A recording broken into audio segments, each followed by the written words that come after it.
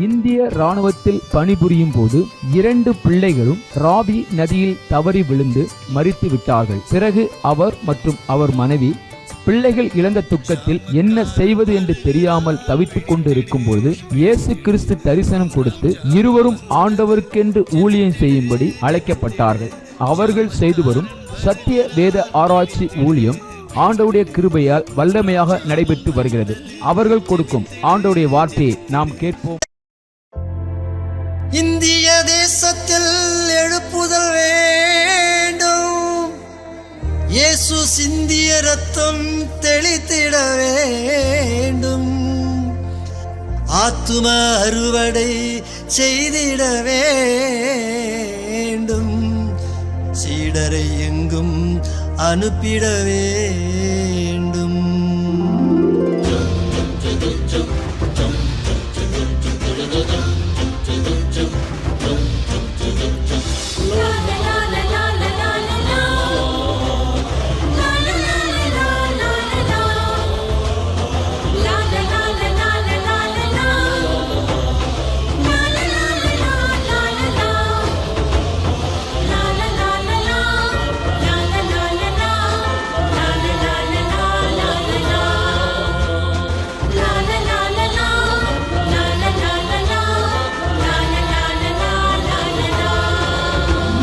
சிலுவை கொடி பறக்கட்டும், சீயோன் ராஜா வருகிறார். சிலுவை கொடி பறக்கட்டும், சீயோன் ராஜா வருகிறார். சிங்கம் போல நடந்திடு, சிறுநரிகள் ஓடிடும். சிங்கம் போல நடந்திடு, சிறுநரிகள் ஓடிடும். இந்தியாவில் வாழ்கின்ற மக்கள் ஒன்று கூடணும். இந்தியாவில் வாழ்கின்ற மக்கள் ஒன்று கூடணும். இமய முதல் குமரி வரை ஜெபாவி பொழியணும். இமய முதல் குமரி வரை ஜெபாவி பொழியணும்.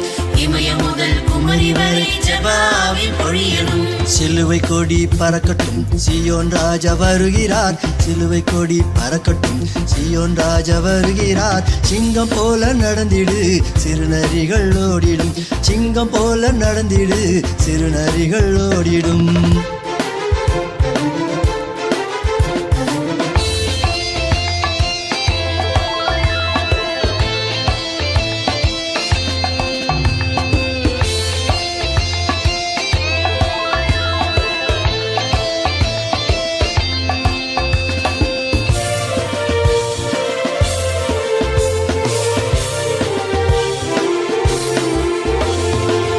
வறுமை பாவத்திலே சாகும் ஜனத்தை மீட்கணும். வறுமை பாவத்திலே சாகும் ஜனத்தை மீட்கணும். சாதி மத பேதமின்றி இயேசு நாமம் போற்றணும். சாதி மத பேதமின்றி இயேசு நாமம் போற்றணும். சமத்துவ சமுதாயம் சத்தம் இன்றி மலரணும். சமத்துவ சமுதாயம் சத்தம் இன்றி மலரணும். சிலுவை கொடி பறக்கட்டும், சீயோன் ராஜா வருகிறார். சிலுவை கொடி பறக்கட்டும், சீயோன் ராஜா வருகிறார். சிங்கம் போல நடந்திடு, சிறுநரிகள் ஓடிடும். சிங்கம் போல நடந்திடு, சிறுநரிகள் ஓடிடும்.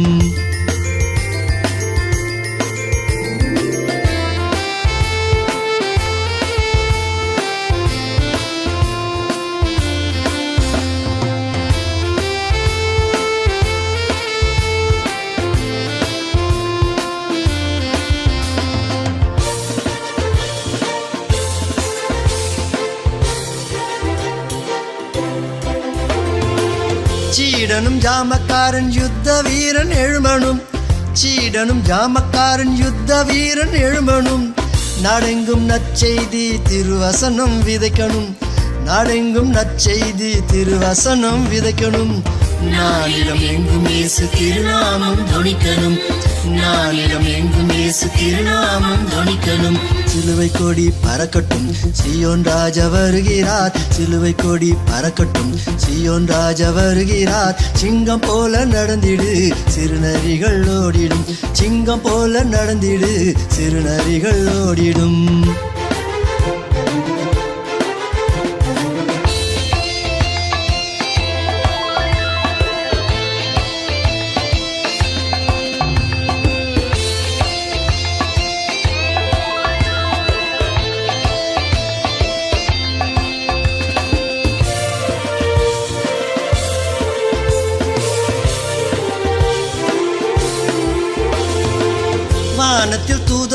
கூட்டம் எக்காலதுணி கேட்கும் போது, வானத்தில் தூதர் கூட்டம் எக்காலதுணி கேட்கும் போது, யேசுராஜா வருவாரு எதிர்கொண்டு அழைக்கணும், யேசுராஜா வருவாரு எதிர்கொண்டு அழைக்கணும். பரிசுத்த கூட்டமாக பரலோகம் போகணும், பரிசுத்த கூட்டமாக பரலோகம் போகணும். சிலுவை கொடி பறக்கட்டும், சீயோன் ராஜா வருகிறார், சிலுவை கொடி பறக்கட்டும், சீயோன் ராஜா வருகிறார். சிங்கம் போல நடந்திடு, சிறுநரிகள் ஓடிடும், சிங்கம் போல நடந்திடு, சிறுநரிகள் ஓடிடும். இந்தியாவில் வாழ்கின்ற மக்கள் ஒன்று கூடணும், இந்தியாவில் வாழ்கின்ற மக்கள் ஒன்று கூடணும். இமய முதல் குமரி வரை ஜெபாவி பொழியணும், இமய முதல் குமரி வரை ஜெபாவி பொழியணும், இமய முதல் குமரி வரை ஜெபாவி பொழியணும். சிலுவை கொடி பறக்கட்டும், சீயோன் ராஜா வருகிறார், சிலுவை கொடி பறக்கட்டும், சீயோன் ராஜா வருகிறார். சிங்கம் போல நடந்திடு, சிறுநரிகள் ஓடிடும், சிங்கம் போல நடந்திடு, சிறுநரிகள் ஓடிடும். வேத ஆராய்ச்சி, சத்திய வேத ஆராய்ச்சி ஊழியத்தை அவர் செய்து கொண்டு வருகிறார். ஒவ்வொரு சபையிலையும் சென்று சீசர்களை உருவாக்கி அவங்களுக்கு சரியான சத்தியத்தை சொல்லி ஊழியர்களாக எழுப்பி ஊழியம் செய்ய பண்ணுகிறவராக இருக்கிறார். ஹல்லேலூயா. பைபிள் காலேஜ் நடத்துகிறார். ஒவ்வொரு சபையிலையும் வந்து நம்ம சபையில் கூட வந்து நடத்தினார். நிறைய இடத்துல அவர் அதை செய்துட்ருக்காரு. அது ரொம்ப ஆசீர்வாதகரமானது. கர்த்தருக்கு ஸ்தோத்திரம். இப்போது நம்ம மத்தியில் கர்த்தருடைய செய்தியை கொடுக்கும்படி நான் கூப்பிட்டேன். உடனே வரன் வந்துட்டார். ஹல்லேலூயா. கரங்களை தட்டி நாம் வரவேற்போம். ஹல்லேலூயா. கர்த்தருடைய நாமத்துக்கு மகிமை உண்டாவதாக. இந்த நாளிலே தானியேல் ஊழியர் கூடுகையிலே என்னை அழைத்த அருமையான போதகர் ஐயாவுக்கும் உங்கள் யாவருக்கும் என் குடும்பத்தின் சார்பாகவும் சத்திய வேத ஆராய்ச்சி வித்தியாசாலின் சார்பாகவும் உங்கள் யாவருக்கும் என் வாழ்த்துதலை தெரிவித்துக் கொள்கிறேன். இந்த நாளில் கூட நாம் இதனுடைய வார்த்தை கேட்க வந்திருக்கிறோம். என்றால் நாம் வளர வேண்டும், இன்னும் அதிகமாய் ஊழியம் வளர வேண்டும். அல்லேலூயா. நாம் வளரும் போது நம்முடைய ஊழியங்கள் வளர்கிறது. நம்ம எங்கே ஸ்டாப் பண்ணுறோமோ அங்கே ஊழியம் ஸ்டாப் ஆகிடுது. அல்லேலூயா. எங்கே நாம் ஜெபத்தை ஸ்டாப் பண்ணுறோமோ அங்கே ஊழியம் குறைகிறது. எங்கே ஜெபத்துடைய வல்லமை பெருகிறதோ, எந்த சபையில் எந்த இடத்துல ஜெபங்கள் பெறுகிறதோ அங்கே ஆத்துமாவை அதிகமாய் பெற்றுக்கொள்ள முடியும். அல்லேலூயா. நாம் எப்படி ஊழியர் கூடிகளை இங்கே பகலில் எப்படி ஊழியர் கூடிகை நடத்துகிறோமோ அதே போல் இந்த திருப்பத்தூர் பகுதியில் ஒரு இரவில் கூட ஊழியர் கூடிகை நடக்கணும். அல்லேலூயா. 12 மணி நேரம் நடத்தணும், 4 ஜாமங்கள். அப்படி நடத்தும் போது இந்த திருப்பத்தூரில் பகுதியில் இருக்கிற அத்தனை புறஜாதி மக்களையும் நாம் பங்கு போட்டு எடுத்துக்கலாம். அல்லேலூயா. ஏன்னா ஆவிகளை கட்டாமல் எந்த ஆத்மாவையும் ஆதாயப்படுத்த முடியாது. அல்லேலூயா. ஏன்னா ஒரு முறை தான் ஆண்டவர் நமக்கு பரலோகத்திலிருந்து அவருடைய சித்தம் திட்டங்கள் நோக்கங்களை கர்த்தர் நமக்கு கொடுத்துருக்கிறார். அல்லேலூயா. எத்தனையோ பேருக்கு ஊழியம் செய்வதற்கு வழிவாசல் எல்லாமே இருக்கிறாங்க, எத்தனையோ பேர் ரட்சிக்கப்படாது இருக்கிறாங்க. ஆனால் தேவன் நம்மளை ரட்சித்து ஒரு நல்ல அவருடைய ஊழியக்காரர்களாக ஏற்படுத்தி நம்மை கொண்டு பல ஆத்துமாக்களுக்கு உபதேசித்து போதித்து பிரசங்கம் பண்ணி ஜெபித்து அவர்களை புத்தி சொல்லி ஆலோசனை சொல்லி நாம் நடத்துகிறதுனால நாம் விலையேறி பெற்றவர்கள். அல்லேலூயா.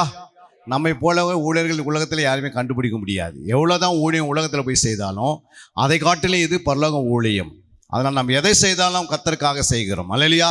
நாம் கர்த்தர் உடையவர்களாக இருக்கிறோம். இந்த நாளில் கூட நாம் ஆண்டவருடைய வார்த்தையில் சில காரியங்கள் ஆண்டவர் என் இருதயத்தில் எதை குறித்து பேசணும்னு சொல்லும் போது ஆண்டவர் சொன்னார், பரலோக சபையை குறித்து, பழைய ஏற்பாட்டு சபையை குறித்து, அப்புறம் புதிய ஏற்பாட்டு சபையை குறித்து ஆண்டவர் சொல்ல அந்த ஆலோசனையை உங்கள் மத்தியிலே சொல்ல விரும்புகிறேன். அல்லேலூயா.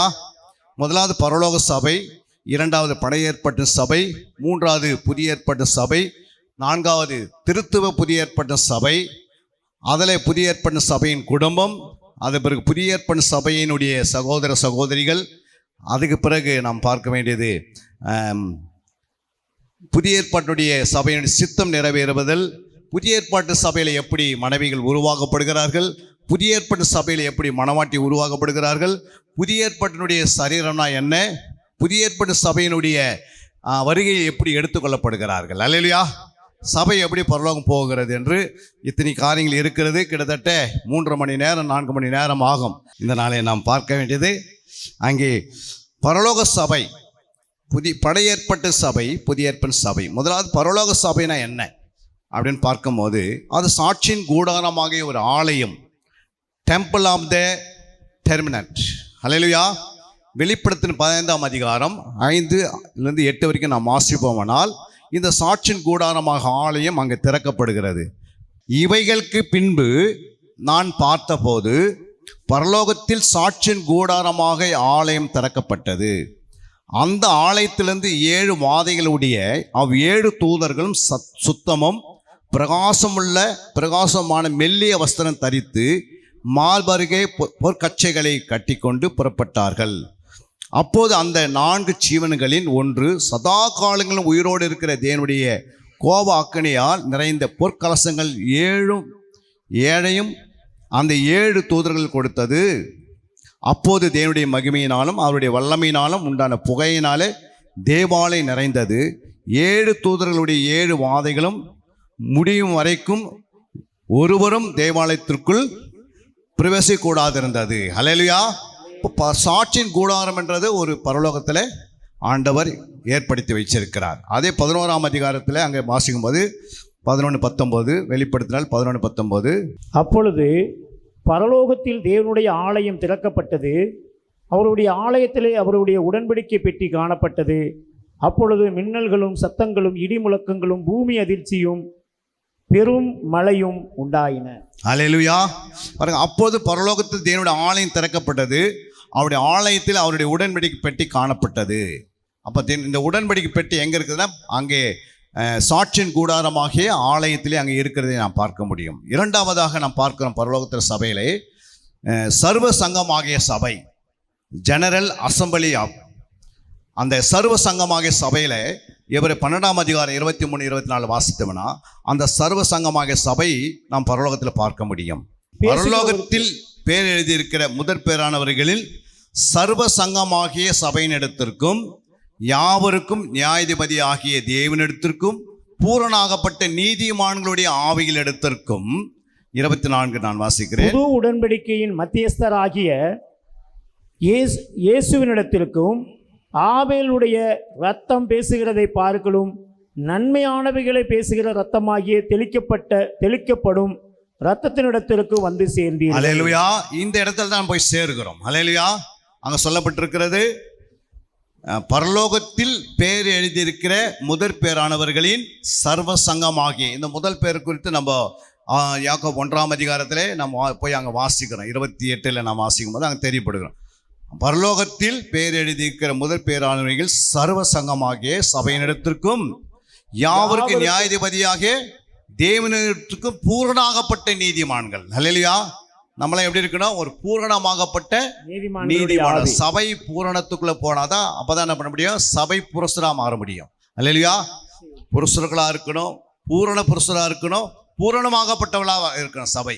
அப்பதான் இதுக்குள்ள நுழைய முடியும் என்று ஆண்டவர் சொல்லியிருக்கிறார். மூன்றாவதாக நாம் பார்க்கும்போது தேவ சபை, எவன் கோர்ட், அதாவது கோர்ட் அங்கேயும் இருக்கிறது. அதுதான் பேர் என்ன? தேவ சபை. எவன் கோர்ட்டில் என்ன நடக்குதுன்னு பாருங்க. சங்கீதம் 82ஆம் அதிகாரம் 1ஆம் வசனம்.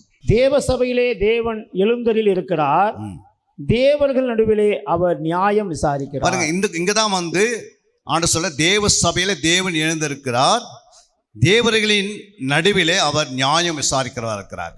ஜட்மெண்ட், அதாவது வெளிப்படுத்திய 20ஆம் அதிகாரம் 11-12 10 போய் வாசனை வெள்ள சிங்காசனம் எப்படி திறக்கப்படுகிறது, அங்கே எப்படி தேவனுடைய ஊழியர்கள் போய் நிற்கிறாங்க, பாவம் செய்தவர்கள் நிற்கிறாங்க, பரிசுத்தவான்கள் நிற்கிறாங்க, எப்படி நிற்கப்படுகிறான்னு சொல்லி அங்கே தான் நியாயம் விசாரிக்கிறார் ஆண்டவர். அதே மாதிரி 1 கொரிந்தியர் 5:10 கர்த்தர் இதை செய்கிறார். அப்போ கர்த்தர் எங்கே நியாயம் விசாரிக்க அதனுடைய இடம் எங்கன்னா அங்கே சொல்லப்பட்டிருக்குது எவன் கோர்ட். அந்த கோர்ட்டில் தான் ஆண்டவர் தேவ சபையில் அங்கே ஆண்டவர் நியாயம் விசாரிக்கிறவராக இருக்கிறார். ஹல்லேலூயா. அது மட்டுமல்ல, ஆண்டவர் இன்னொரு வசனத்தை கூட நாம் வாசிக்கலாம். எப்படி அங்கே சில திட்டங்களை கர்த்தர் நிறைவேற்றுகிறார். அந்த தேவ சபையில் திட்டங்கள், ஆலோசனைகள், தீர்மானங்கள். முதலாவது உபாகம் 32ஆம் அதிகாரம் 8ஆம் வசனத்தை நாம் வாசிக்கலாம். உன்னதமானவர் ஜாதிகளுக்கு சுதந்திரங்களை பங்கிட்டு ஆதாமின் புத்திரரை வெவ்வேறாக பிரிக்கும் காலத்தில் இஸ்ரவேல் புத்திரருடைய தொகைக்கு தக்கதாக சர்வ ஜனங்களின் எல்லையை திட்டம் பண்ணினார். அல்லேலூயா. உன்னதமானவர் ஜாதிகளுக்கு சுதந்திரங்களை பங்கிட்டு ஆதாமின் புத்திரரை வெவ்வேறாக பிரித்த காலத்தில் இஸ்ரவேல் புத்திரருடைய தொகைக்கத்தக்கதாய் சர்வ ஜனங்களின் எல்லைகளை திட்டம் பண்ணினார். ஆண்டவர் ஏற்கனவே சும்மா ஏதோ அடுத்த ஸ்டைல் நடக்கிறதில்ல. ஆண்டவர் எல்லாத்தையும் திட்டம் பண்ணி வச்சிருக்கிறார். எப்போது என்ன நடக்கும், பூமியில் என்னென்ன காரியம் நடப்பதற்கு எல்லாமே வேதத்தில் ஆதாரங்கள் இருக்கிறது. ஏதோ தற்செயலாக நடக்கிறதால எதுவுமே கிடையாது. எல்லாமே திட்டம் பண்ணி இருக்கிறார். இன்னொன்று ஆண்டு பார்க்கும்போது எப்படி ஆலோசனை பண்ணுகிறார் குறித்து நாம் பார்க்கலாம். ஏசாயா 44:26, நான் என் ஊழியக்காரியின் வார்த்தையை நிலைப்படுத்தி என் ஸ்தானாதிபதிகளின் ஆலோசனையை நிறைவேற்றி குடியேறுவாய் என்று எருசலேமுக்கும் கட்டப்படுவீர்கள் என்று யூதாவின் பட்டணங்களுக்கும் சொல்லி அவைகள் பாழான இடங்களை எடுப்பிப்பார். அல்லேலூயா. நான் என் ஊழியக்காரின் வார்த்தையை நிலைப்படுத்துவார். அல்லேலூயா. நம்ம எல்லாம் ஊழியக்காரா இருக்கிறோம். நம்முடைய வார்த்தைகள் ஆண்டவர் என்ன பண்றாரு? நிலைப்படுத்தி என் ஸ்தானாதிபதியின் ஆலோசனை நிறைவேற்றி நம்மள யாரு? ஸ்தானாதிபதிகளாக இந்த இடத்துல வைத்திருக்கிறார். அது மட்டுமல்ல, ஆண்டவர் சொல்றாரு, குடியேறுவாய் என்று எருசலேமுக்கும் கட்டப்படுவீர்கள் என்று யூதாவின் பட்டணங்களுக்கும் சொல்லி அவைகளின் பாழான ஸ்தலங்களை எடுப்பிப்பார். அல்லேலூயா. பாழான ஸ்தலங்களே தேசத்தில் இருக்கிறது. அதை நம்ம என்ன பண்றோம்? அதை புதுப்பிக்க வேண்டியதை நம்முடைய கரத்தில் கொடுத்திருக்கிறார் ஆண்டவர். அல்லேலூயா. மூன்றாவது அங்கே எப்படி தீர்மானம் எடுக்கப்படுகிறது? தானியேல் 6:26.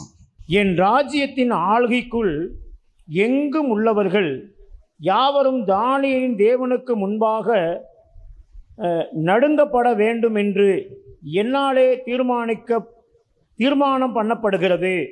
அவர் ஜீவனுள்ள தேவன், அவர் என்றென்றைக்கும் நிலைத்திருக்கிறவர், அவருடைய ராஜ்யம் அழியாது, அவருடைய கர்த்தத்துவம் முடிவு பரியந்தம் நிற்கும். அல்லேலூயா.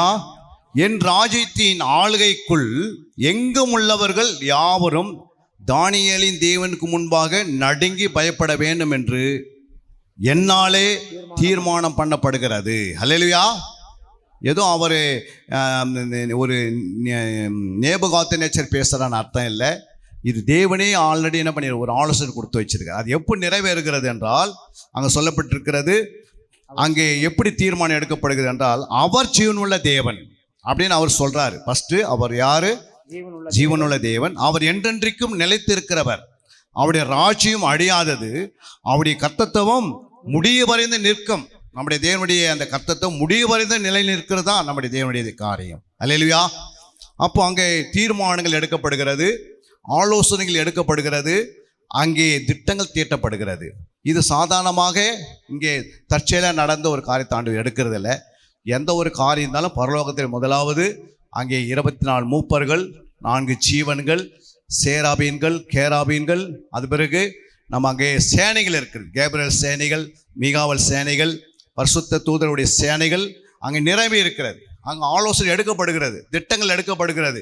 நம்ம தானாக இங்கே ஊழியக்கார வரலை. இங்கே வந்திருக்கிற அத்தனை ஊழியக்காரர்கள் ஆண்டவர் திட்டத்தோடும் தீர்மானம் பண்ணி ஆலோசனை பண்ணி தான் நம்ம உட்கார்ந்துருக்கிறோம். அல்லேலூயா. நம்மை குறித்து ஆண்டு பெரிய பெரிய காரியத்தை வைத்திருக்கிறார். அதை கர்த்தரே நிறைவேற்றுகிறார்.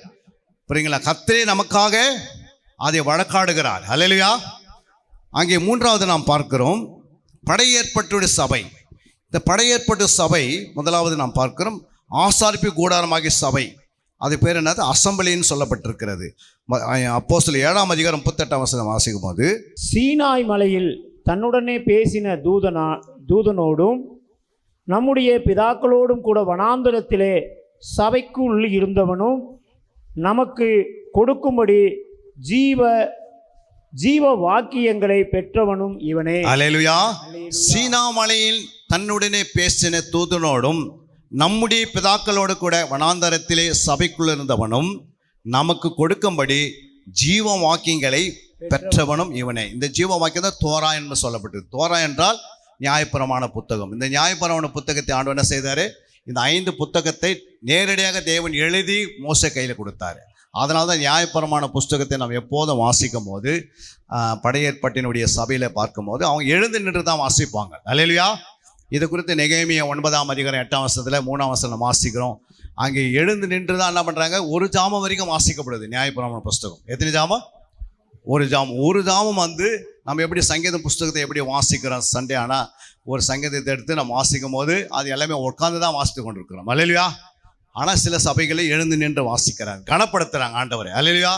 அதே போல் பழைய ஏற்பாட்டில் ஆசாரிய கூடாரத்தில் இந்த நியாயப்பிரமாண புத்தகத்தை, இந்த 5 புத்தகத்தை என்ன பண்ணுறாங்க, எழுந்து நின்று 3 மணி நேரம், ஒரு ஜாமம் என்றால் 3 மணி நேரம் வரைக்கும் இதை வாசிக்கிறார்கள். அல்லேலூயா.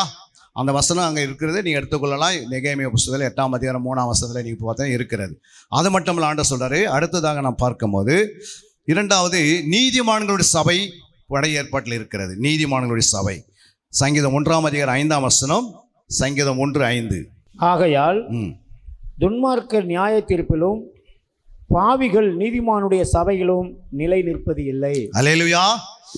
ஆகையால் துன்மார்க்கர் நியாய தீர்ப்பிலும் பாவிகள் நீதிமானின் சபையிலே நிலை நிற்பதில்லை. 2வது ஒரு சபை இருக்கிறது. அது என்ன சபை என்றால் பழைய ஏற்பாட்டில் நீதிமான்களின் சபை.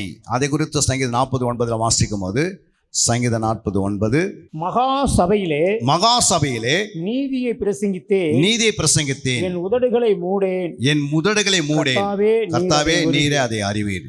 மகா சபையிலே கர்த்தர் என்ன செய்கிறாரு? இவையெல்லாம் செய்து முடிக்கிறார். அல்லேலூயா. இது 3வது மகா சபை என்று சொல்லப்பட்டிருக்கிறது. 1 ஆசாரிப்பு கூடாரம், 2 நீதிமான்கள் சபை, 3வது மகா சபை. இது பழைய ஏற்பாட்டினுடைய சபை. புதிய ஏற்பாட்டிலே 3 விதமான சபைகள் இருக்கிறது. அல்லேலூயா. 1 சியோன் என்ற சபை, 2 கிறிஸ்துவின் சபை, 3வது தேவனுடைய சபை. அல்லேலூயா. இங்கே என்னென்ன நடக்கிறது பார்க்கும்போது சங்கீதம் 102ஆம் அதிகாரம் 15ஆம் வசனம். கர்த்தர் சீயோனை கட்டி தமது மகிமையிலே வெளிப்படுவார். அல்லேலூயா.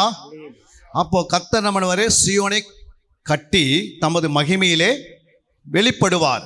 சியோன் என்பது 3 விதமான சியோன் இருக்கிறது. 1 பரலோக சியோன், உன்னதத்தில் இருக்கிறது. 2வது சியோன், தாவீது சியோனை கட்டி மகிமையிலே வெளிப்பட்டார், அந்த சியோன் கோட்டை கட்டினார். 3வது ஆண்டவராக இயேசு கிறிஸ்து. சியோன் என்பது நம்ம தான். சியோன் குமாரத்தியாக தேவன் நம்மை உருவாக்குவதற்காக ஆண்டவர் என்ன செய்கிறார் என்றால் இந்த சியோன் குமார் தான் சபையில் உட்கார்ந்துருக்கிறோம். அல்லேலூயா. 2 இடங்களிலே நாம் பரலோகம் உள்ளவங்களும் நுழைகிறாங்க. சியோனுக்குள்ள ஒரு கூட்டம் நுழைகிறது. 2வது ஒரு கூட்டம் புதிய எருசலேமாகவே அந்த கூட்டத்துக்குள்ளே போவார்கள். 12 வாசல்கள் அங்கே வைக்கப்பட்டிருக்கும். 3வதாக ஆண்டு புதிய வானத்திலையும் புதிய பூமியிலும் ஒரு கூட்டம் போகிறது. அல்லேலூயா. ஆனால் சியோனை கட்டி ஆண்டவர் என்ன செய்யணும்? மகிமையை வெளிப்படணும். அவர் எப்படி சியோனை கட்டுகிறார் என்று பார்க்கும்போது அங்கே எபேசியர் 2ஆம் அதிகாரம் 20ஆம் வசனத்தை வாசிக்கும் போது, அப்போஸ்தலர் தீர்க்கதரிசிகள் என்பவர்களுடைய அஸ்திவாரத்தின் மேல் கட்டப்பட்டவர்களாக இருந்தீர்கள், அதற்கு இயேசு கிறிஸ்து தாமே மூலைக்கல்லாய் இருக்கிறார். அல்லேலூயா. 21, அவர் மேல் மாளிகை முழுவதும் இசைவாய் இணைக்கப்பட்டு கர்த்தருக்குள் பரிசுத்த ஆலயமாக எழும்புகிறது. அல்லேலூயா. இங்க சொல்றா பாருங்க, ஆண்டவர் என்ன சொல்றாரு? ஆண்டவர் அப்போஸ்தலர் தீர்க்கதரிசிகள் என்பவர்களுடைய அஸ்திபாரத்தின் மேல் கட்டப்பட்டவளாய் இருக்கிறோம். அல்லேலூயா. இருக்கிறீர்கள், அதற்கு இயேசு கிறிஸ்து தாமே மூளைக்கல்லாய் இருக்கிறார். அல்லேலூயா. இயேசு கிறிஸ்து மூளைக்கல். அதான் மூளைக்கல் என்பது அவருடைய உபதேசம், அவருடைய போதனை, அவருடைய பிரசங்கம், அவருடைய அற்புதம், அவருடைய அடையாளங்கள், அவருடைய அதிசயங்கள், இதெல்லாம் பார்த்தீங்கன்னா இயேசு கிறிஸ்துடைய ஒரு ஃபர்ஸ்ட் போட்டது அவர் தான் அஸ்திபாரமாகிய மூளைக்கல். அல்லேலூயா. அவர் என்ன உபதேசித்தாரோ, அவர் என்ன போதித்தாரோ, அவர் என்ன செய்ய சொன்னாரோ அதை தான் அந்த அப்போஸ்தலர்கள் தீர்க்கதரிசிகள் செய்தார்கள். அல்லேலூயா. அப்போ இயேசு என்ன சொன்னார்? அவர் எப்படி சீசர்களை உருவாக்கினாரோ, எப்படி ஜெபிக்கிற ஜாமக்காரர்களை உருவாக்கினார், எப்படி போர் சேவகர்களை தேவன் உண்டாக்கினார். சபையில் இதெல்லாம் காணப்பட்டது. பழைய ஏற்பாட்டில் இல்லை, புதிய ஏற்பாட்டில் ஆதி அப்போஸ்தலருடைய காலகட்டத்தில் அப்போஸ்தலர்கள் அவர் என்ன செய்த இயேசுவின் உபதேசத்தை சரியாக பயன்படுத்தி கொண்டு வந்தார்கள். அல்லேலூயா. ஆனால் இன்று நாம் காலகட்டத்தில் பார்க்கும்போது சபைகளுக்குள்ள சீசர்களை நாம் பார்க்கவே முடியல. ஆனால் ஆண்டவர் சொன்னார், நீங்கள் புறப்பட்டு போய் சகல ஜாதிகளையும் சீசர்களை உருவாக்க சொன்னார். ஆனால் நம்ம அதை ஏன் உருவாக்குறது இல்லைன்னா, நம்ம வேற யாரோ ஒரு உபதேசத்தில் நம்ம நிற்கிறோம். ஆண்டவருடைய அஸ்திபாரத்து மேல் நிற்கிறவங்க மட்டும் தான் அதை செய்வாங்க. அல்லேலூயா. ஆண்டவருடைய ஆலோசனை, அவருடைய தீர்மான திட்டம் என்னன்னா, பரலோகத்தில் எல்லாருமே சீசர்களை உருவாக்கப்படணும். அல்லேலூயா. எல்லாருமே சபைக்குள்ள ஜெபிக்கிற ஜாமக்காரர் உருவாக்கப்படணும். எல்லாருமே உள்ள போர் சேவகளாக இருக்கணும். ஏன்னா இது 3 தான் தரமுள்ளவர்கள். இவர்களை வச்சுதான் தேசம் ரட்சிக்கப்படுத்தல நடத்த முடியும். நம்ம ஒரு விசுவாசி வைத்து கொண்டிருக்கிறோம். அந்த விசுவாசி இருக்குன்னு ஆண்டவர் சித்தம் இல்லை. விசுவாசிகளுக்கே அடையாளங்கள் இருக்கிறது. நவமான பாஷைகளை பேச வேண்டும். ஒரு விசுவாசிகள் வியாதிச மேல கரங்களை வைத்து ஜெபிக்க வேண்டும். அந்த மாதிரி ஒரு ட்ரைனிங் கொடுத்தா ப்ராப்ளம் கிடையாது. அல்லேலூயா. ஆனால் விசுவாசிகளே இன்னைக்கு யாருடைய தலைமையில கை வைக்கிறாங்க இல்லையோ, அவங்க மேலே தலை வைக்கிறதுக்கு 10 ஊழியக்காரி எழும்புறாங்க. அல்லேலூயா. அது தேவனுடைய ஊழியம் இல்லை, தேவ சித்தமும் இல்லை. அப்போ தேவ சித்தம் என்ன? கிறிஸ்துவின் அஸ்திபாரம், மூளைக்கல் அவரால் அன்றி வேறால் அஸ்திபாரம் போடவே முடியாது. அவருடைய உபதேசத்தில் சபை இருக்கிறதா? அந்த சபை தான் எடுத்துக்கொள்ளப்படும் சொல்லப்பட்ட இந்த இடத்துங்களில். அங்கே சீஸ்டர்கள் என்னென்றால் அவங்க விசுவாசம் இருந்து ஒரு நாள் விடும்போது அவர்கள் அவிசுவாசம் மாறுவார்கள், எல்லாம் அற்ப விசுவாசம் மாறி விடுவார்கள். அல்லேலூயா. அதனால தான் நம்ம இந்த உலகத்தில் எந்த ஒரு காரியத்தையும் எடுத்துக்கினாலும், ஒரு பேங்க்கில் ஒரு கிளர்க் இருந்தாலும், ஒரு கிளர்க்கு ஒரு குறிப்பிட்ட நாளாக வரும்போது அவன் சீனியர் கிளர்க்காக மாறுகிறார், ஒரு சீனியர் கிளர்க்கு ஒரு மேனேஜராக மாறுகிறார், ஒரு அசிஸ்டன்ட் மேனேஜராக மாறுகிறார். இப்படி உலகத்தில் மாறுகிறார்கள். ஆனால் தேவ திட்டங்கள் சபையில் ஏன் நிறைவேறுவதில்லை என்றால், அங்கே மேய்ப்பர்கள் அவர்கள் எப்படி நடத்த வேண்டும் என்றால், எரேமியா 3:15 சொல்லுகிறது, உங்களுக்கு என் இருதயத்திற்கு ஏற்ற மேய்ப்பர்களை கொடுப்பேன், அவர்கள் உங்களை அறிவோடும் புத்தியோடும் மேய்ப்பார்கள். அப்போ அந்த ஆண்டவராக இயேசு கிறிஸ்து இருதயத்துக்கு ஏற்ற மேய்ப்பர்களாம் இருந்தாதான் அந்த சபையை விசுவாசிகள், சபை என்பது எல்லாம் தான், எல்லாரையும் கூடுகிறான் சொல்றாரு. அப்போ அவர்களை அறிவோடும் புத்தியோடும் நம்ம என்ன செய்யணும்? வளர்க்கணும். அல்லேலூயா. அப்போ அந்த ஆண்டவருடைய இருதயத்துக்கு ஏற்ற மேய்ப்பர்கள் தான் ஆண்டவர் தேடுகிறார். அவருடைய இருதயத்துக்கு ஏற்ற மாதிரி நம்ம இருந்தாதான் நம்ம அவர்களை எப்படி நடத்த முடியும்? அறிவோடும் புத்தியோடும். அப்போ அறிவு இல்லாமினால் என் ஜனங்கள் சங்காரமாகிறார்கள், அறிவு இல்லாமினால் என் ஜனங்கள் சிறைப்பட்டு போகிறார்கள், அறிவு இல்லாமினால் அவர்கள் மிருக குணமெல்லாம் மாறுகிறார்கள் என்று வசனம் இருக்கிறது. அதே போல புத்தி இல்லாத கன்னிகைகள் அவர்கள் வருகையில் போக முடியாது இருக்கிறது. அப்போ புத்தி உள்ளவர்கள் அந்த சபையை கண்மலையின் மேல் கட்டுகிறார்கள். அல்லேலூயா. அப்போ அறிவோடும் புத்தியோடும் மேய்ப்பர்கள் இருந்தால் தான், அவர் இருதயத்துக்கு ஏற்றவர்கள் தான் அறிவோடு புத்தியோடு வளர்ப்பார்கள் சபை. ஏன்னா புத்தி இல்லாத சிலவங்க புத்தியீனமான காரியங்களை செய்கிறாங்க. அறிவில்லாமினாலே மிருக குணம் போல மாறுகிறது. காரணம் என்ன? தேவ அறிவு இல்லை, வேத அறிவு இல்லை, சத்தியம் இல்லை. அவர்களுக்கு தேவனுடைய சத்தியம் இல்லாதனால குழம்பி கொண்டிருக்கிறாங்க சபை. அல்லேலூயா. இப்போ சபை சத்தியம் இருந்தால் தான் அவங்க விடுதலை ஆக முடியும். விடுதலைக்காக ஒரு இடத்த போய் நம்ம தேடி போக வேண்டியதில்லை. சத்தியத்தை அறிய அறிய அறிய அது நம்மளே ஆவி ஆத்மா சரீரத்தை விடுதலாக்கி, ஆவி ஆத்மா சரீரத்தை பரிசுத்தமாக்கி, ஆவி ஆத்மா சரீரத்தை அவருக்கு வருகை ஆயத்தப்படுத்தி விடுகிறது. அல்லேலூயா. ஏன்னா வேதம் தான் சிறந்தது. இந்த உலகத்தில் எந்த ஒரு புத்தகத்தை காட்டிலும் வேதம் போல ஒரு புத்தகம் எதுவுமே கிடையாது. அல்லேலூயா. இந்த வேதம் நம்முடைய கரத்தில் வருவதற்காக எத்தனையோ பேர் ரத்த சாட்சியாக மரித்து தான் நம்ம கையில் வந்திருக்கிறது, புரியுதுங்களா? ஆனால் இந்த புத்தகத்தை நாம் வாசிக்காமல், இதில் இருக்கிற அறிவை அறியாமல், இதில் இருக்கிற புத்தியை அறியாமல், இதற்குள்ளே இருக்கிற ஞானத்தை அறியாமல், இதற்குள்ளே இருக்கிற சத்தியத்தை அறியாமல் இருந்தோம்னா நிச்சயமாக அவங்களுக்கு விடுதலை இல்லாது வாழ்வார்கள், புரியுங்களா? நமக்கு குவாலிட்டி குவான்டிட்டி தேவையில்லை, ஆண்டர் குவாலிட்டி தான் தேவை. தரமான விசுவாசிகள் சபைக்குள்ளே இருந்தால் தான் ஆத்மா தானாக வந்து விடும் உள்ள, புரியுங்களா? அவங்களே இடல் உண்டாக்கி அவர்களே என்ன பண்ணுறாங்க? 4 பேருக்கு முன்னாடி சண்டை போடுறதை பார்த்து மற்ற மனம் தர மாட்டாங்க. அது பிறகு நான் தான் அந்த தெருவில் போய் நம்ம சுவிசேஷம் அறிவித்தாலும் அதை ஏற்றுக்கொள்ள மாட்டாது. ஏனென்றால் ஏற்கனவே இடல் அடைந்து ஜனங்க தான் நிறைய பேர் இருக்கிறாங்க. அவர்களை சரியான பாதைக்கு கொண்டு வருவதற்கு நல்ல விசுவாசிகள், நல்ல சீசர்கள் நம்ம சபைக்கு தேவைப்படுகிறது. அல்லேலூயா. அங்கே 2வது நாம் பார்க்கிறோம் கிறிஸ்துவின் சபை. அங்கே சொல்லப்பட்டிருக்கிறது கிறிஸ்துவின் சபை. வாசிக்கலாம் அந்த வசனத்தை, ரோமர் 16:16. ஒருவருக்கொருவர் பரிசுத்த மொத்தத்தோடு வாழ்த்துக்கள், கிறிஸ்துவின் சபையார் உங்களை வாழ்த்துகிறார்கள். அல்லேலூயா. 2வது சபையில் வந்து பார்த்தீங்கன்னா இந்த புதிய ஏற்பாடு சபையில் கிறிஸ்துவின் சபை என்று ஆண்டவர் இங்கே முன்குறித்து வச்சிருக்கிறார். அல்லேலூயா. 2வது கூட ஒரு வசந்த வாசகம் லூக்கா 7:38 வாசிக்கும் போது, அவருடைய பாதங்களின் அருகே பின்னாக நின்று அழுது கொண்டு அவருடைய பாதங்களை தன் கண்ணீரால் நனைத்து தன் தலைமறையினால் துடைத்து அவருடைய பாதங்களை முத்தம் செய்து பரிமள தைலத்தை பூசினாள். அல்லேலூயா. அங்கே சொல்லப்பது அவருடைய பாதங்களின் அருகே பின்னாக நின்று அழுது கொண்டு அவருடைய பாதங்களை தன் கண்ணீரினால் நனைத்து தன் தலைமயிரினால் துடைத்து அவருடைய பாதங்களை முத்தம் செய்து பரிமள தைலத்தை பூசினாள். அப்போ ஆண்டவருடைய பாதத்தை முத்தம் செய்கிறோன்னு ஒரு கூட்டம் இங்கே இந்த சபையில் இருந்திருக்கிறாங்க. அல்லேலூயா. நம்ம ஆண்டவருடைய முத்தம் செய்கிறோமா? இன்னொரு வசனம் கூட வாசிக்கலாம், 2 கொரிந்தியர் 13:12 வாசிக்கும் போது, அதுக்கு முன்னாடி 1 பேதுரு 5:14 வாசிக்கலாம். ஒருவருக்கொருவர் அன்பின் முத்தத்தோடு வாழ்த்துதல் செய்யுங்கள், கிறிஸ்து இயேசுக்குள்ளான உங்கள் அனைவருக்கும் சமாதானம் உண்டாவதாக. ஆமீன். இங்கே சொல்லப்பட்டிருக்கிறது அன்பின் முத்தங்களோடு நம்ம என்ன செய்யணும்? ஒருவருக்கு எப்போது அன்பின் முத்தங்கள் இருக்க வேண்டும். அல்லேலூயா. 3வது அங்கே பார்க்கும்போது பரிசுத்த முத்தங்கள் இருக்க வேண்டும். 2 கொரிந்தியர் 13:12. ஒருவருக்கொருவர் பரிசுத்த முத்தத்தோடு வாழ்த்து சொல்லுங்கள். அல்லேலூயா. அப்போ பரிசுத்த முத்தம் எங்கே இருக்க வேண்டும்? இந்த கிறிஸ்துவ சபைக்குள் இருக்கிறது.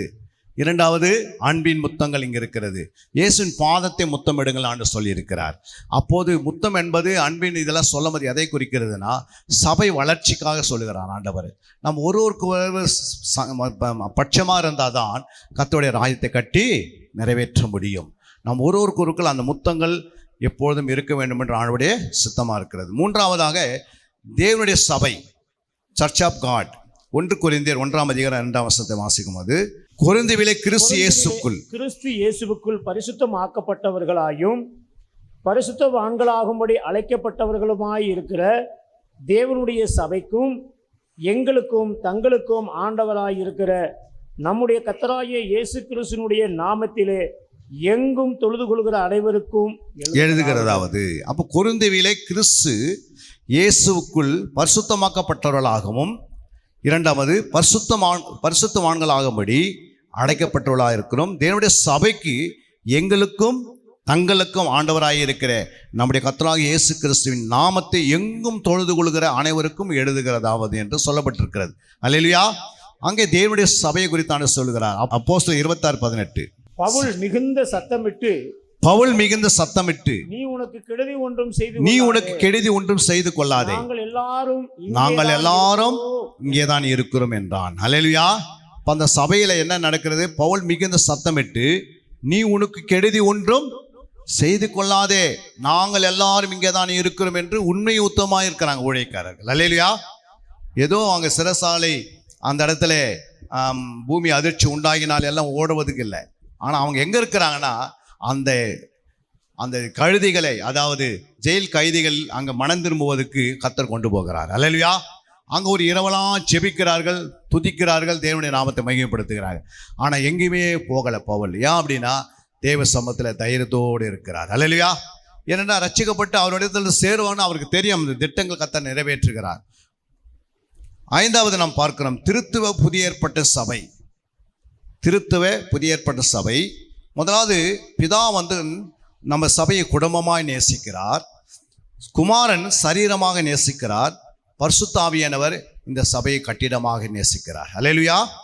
புதிய ஏற்பட்ட சபை எப்படி ஒரு குடும்பம் எப்படி இருக்குது என்று நாம் பார்க்கும்போது 1ஆம் அதிகாரம் எபேசியர் 14, 15, 16. இதன் மித்தம் நான் பரலோகத்திலும் பூலோகத்திலும் உள்ள முழு குடும்பத்திற்கும் நாமக்காரராகிய நம்முடைய கர்த்தராகிய இயேசு கிறிஸ்துவினுடைய பிதாவை நோக்கி முழங்கால் படியிட்டு நீங்கள் அவருடைய ஆவியினாலே உள்ளான மனதில் வல்லமையாலே பலப்பட வேண்டும். அல்லேலூயா.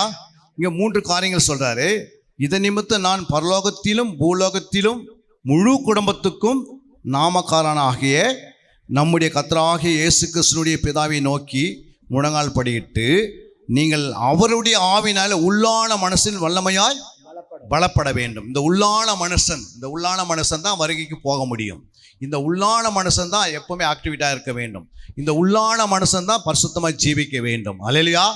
உள்ள சரீரத்துக்குள்ள இந்த ஆத்மாவுக்குள்ள பார்த்தீங்கன்னா எப்போதும் இந்த ஆத்மாவுக்கு நல்ல போஜனம் தேவனுடைய வார்த்தை. இரண்டாவது இந்த உள்ளான மனிதனுக்கு ஆண்டவருடைய காரியம் என்னவென்றால், இரண்டாவது இயேசு கிறிஸ்துவினுடைய ரத்தம், ஜீவ தண்ணீர், ஜீவ ஆவி. அல்லேலூயா. மூன்றாவதாக இந்த உள்ளான மனிதன் வளருவதற்கு நல்ல ஜெபிக்கிறவனாக, நல்ல ஆண்டு மன்றாடுகிறவனாக, நல்ல தேவனை துதிக்கிறவனாக, ஆராதனை செய்கிறவனாக இந்த உள்ளான மனிதன் நாளுக்கு நாள் புதிதாக்கப்பட வேண்டும். இந்த உள்ளான மனிதன் நாளுக்கு நாள் கிறிஸ்துவின் சாயல் அடைய வேண்டும். இந்த உள்ளான மனிதன் நாளுக்கு நாள் மறுரூப சாயலுக்காக ஆயத்தமாக வேண்டும். இந்த உள்ளான மனிதன் தான் வருகைக்கு போக முடியும். இந்த உள்ளான மனிதன் தான் கிறிஸ்துவின் சாயல் உள்ள வருகிறது, கிறிஸ்துவின் ரூபம் வருகிறது. இது நாளுக்கு நாள் இந்த வசனம் நம்மை திருப்பி கொண்டே இருக்கிறது. ஏன்னா வேத வசனம் ஆவியாக, ஜீவனாக, பலனாக, சுகமாக, ஆரோக்கியமாக, மறுரூப சாயலாக இருக்கிறது. இது எடுக்க எடுக்க எடுக்க இந்த வசனம் நம்முடைய இருதயத்துக்குள்ளே போகிறது. அது ஆத்மாவில் டிரான்ஸ்ஃபர் ஆகி ஆத்மா என்ன உண்டாகுதுன்னா மறுரூப சாயலுக்கு ஆயத்தமாகி விடுது. சுபாவங்கள், ஜென்ம சுபாவங்கள் மறைகிறது. எதையுமே நம்மளால அழிக்க முடியாது. ஆனால் ஆண்டு சொல்ல பிசாசு கிரிகளை அழிக்கும்படிக்கு கர்த்தராக இயேசு கிறிஸ்து வெளிப்பட்டார்னு சொல்லப்படுது. அப்போ கிறிஸ்துவனுடைய அங்கே பிசாசின் கிரிகள் எங்கே இருக்குதுன்னா இந்த ஆத்மாவிலே இருதயில் தான் இருக்கிறது. அது ஒவ்வொன்றாக அழிக்கப்பட வேண்டும். அது தேவனுடைய வசனத்தினாலே, சத்தியத்தினாலே, அவருடைய வல்லமையினாலே நாம் அது ஒவ்வொரு நாள் அழிக்கப்பட்டு புதிய சாயல் உள்ள வருகிறது. அல்லேலூயா. அல்லேலூயா. அது தானா வராது. அதை குறித்தான் நம்ம வாசிக்கிறேன். அங்கே கொலோசியர் 3:10 வாசிக்கும் போது, தன்னை சிருஷ்டித்தவருடைய சாயலுக்கு ஒப்பாக பூரணம் அடையும்படிக்கு புதிதாக்கப்பட்ட புதிய மனுஷனை தரித்து கொண்டிருக்கிறீர்களே. பாருங்க, தன்னை சிருஷ்டித்தருடைய சாயலுக்கு ஒப்பாய். கர்த்தர் எப்போ ஒரு மனுஷனை சிருஷ்டித்தார் என்றால், அங்கே ஆதியாகமம் 1:26-27 போய் வாசிக்கும் போது, அவர் தமது சாயலாக சிருஷ்டித்தார் மனுஷன் அப்படின்னு சொல்லப்பட்டிருக்குது. அப்போ அந்த சிருஷ்டிப்பின் சாயல் எப்போ அது 2ஆம் அதிகாரத்தில் ஆண்டவர் மனுஷனை உருவாக்குறார். 2:7 ஆதாமை தேவன் உருவாக்குறார். 3ஆம் அதிகாரத்தில் சபை அங்கே ஆதாமையாவால் பாவம் செய்கிறார்கள். அது பிறகு ஆத்மா சிஸ்டமின் சாயிலிருந்து இழந்து விடுகிறார்கள். அதாவது நீதியின் சால்வை, ரட்சிப்பின் வஸ்திரம், 3வது மகிமையின் வஸ்திரம், அந்த 2 பேரும் இழக்கிறார்கள். மறுபடியும் அதை புதுப்பிப்பதற்காக பழைய ஏற்பாட்டில் தேவன் சபையை கட்டி எழுப்பி கொண்டு வருகிறார். ஆனால் ஆண்டவராக இயேசு சிலுவையில் ரத்தம் சிந்தி அவன் சொல்லப்பட்டிருக்கிறது, அவர் மரித்து உயிர் தேர்ந்த பிறகு அவர் என்ன செய்கிறார் என்றால் சிருஷ்டிப்பின் சாயலை கொண்டு வருகிறார்.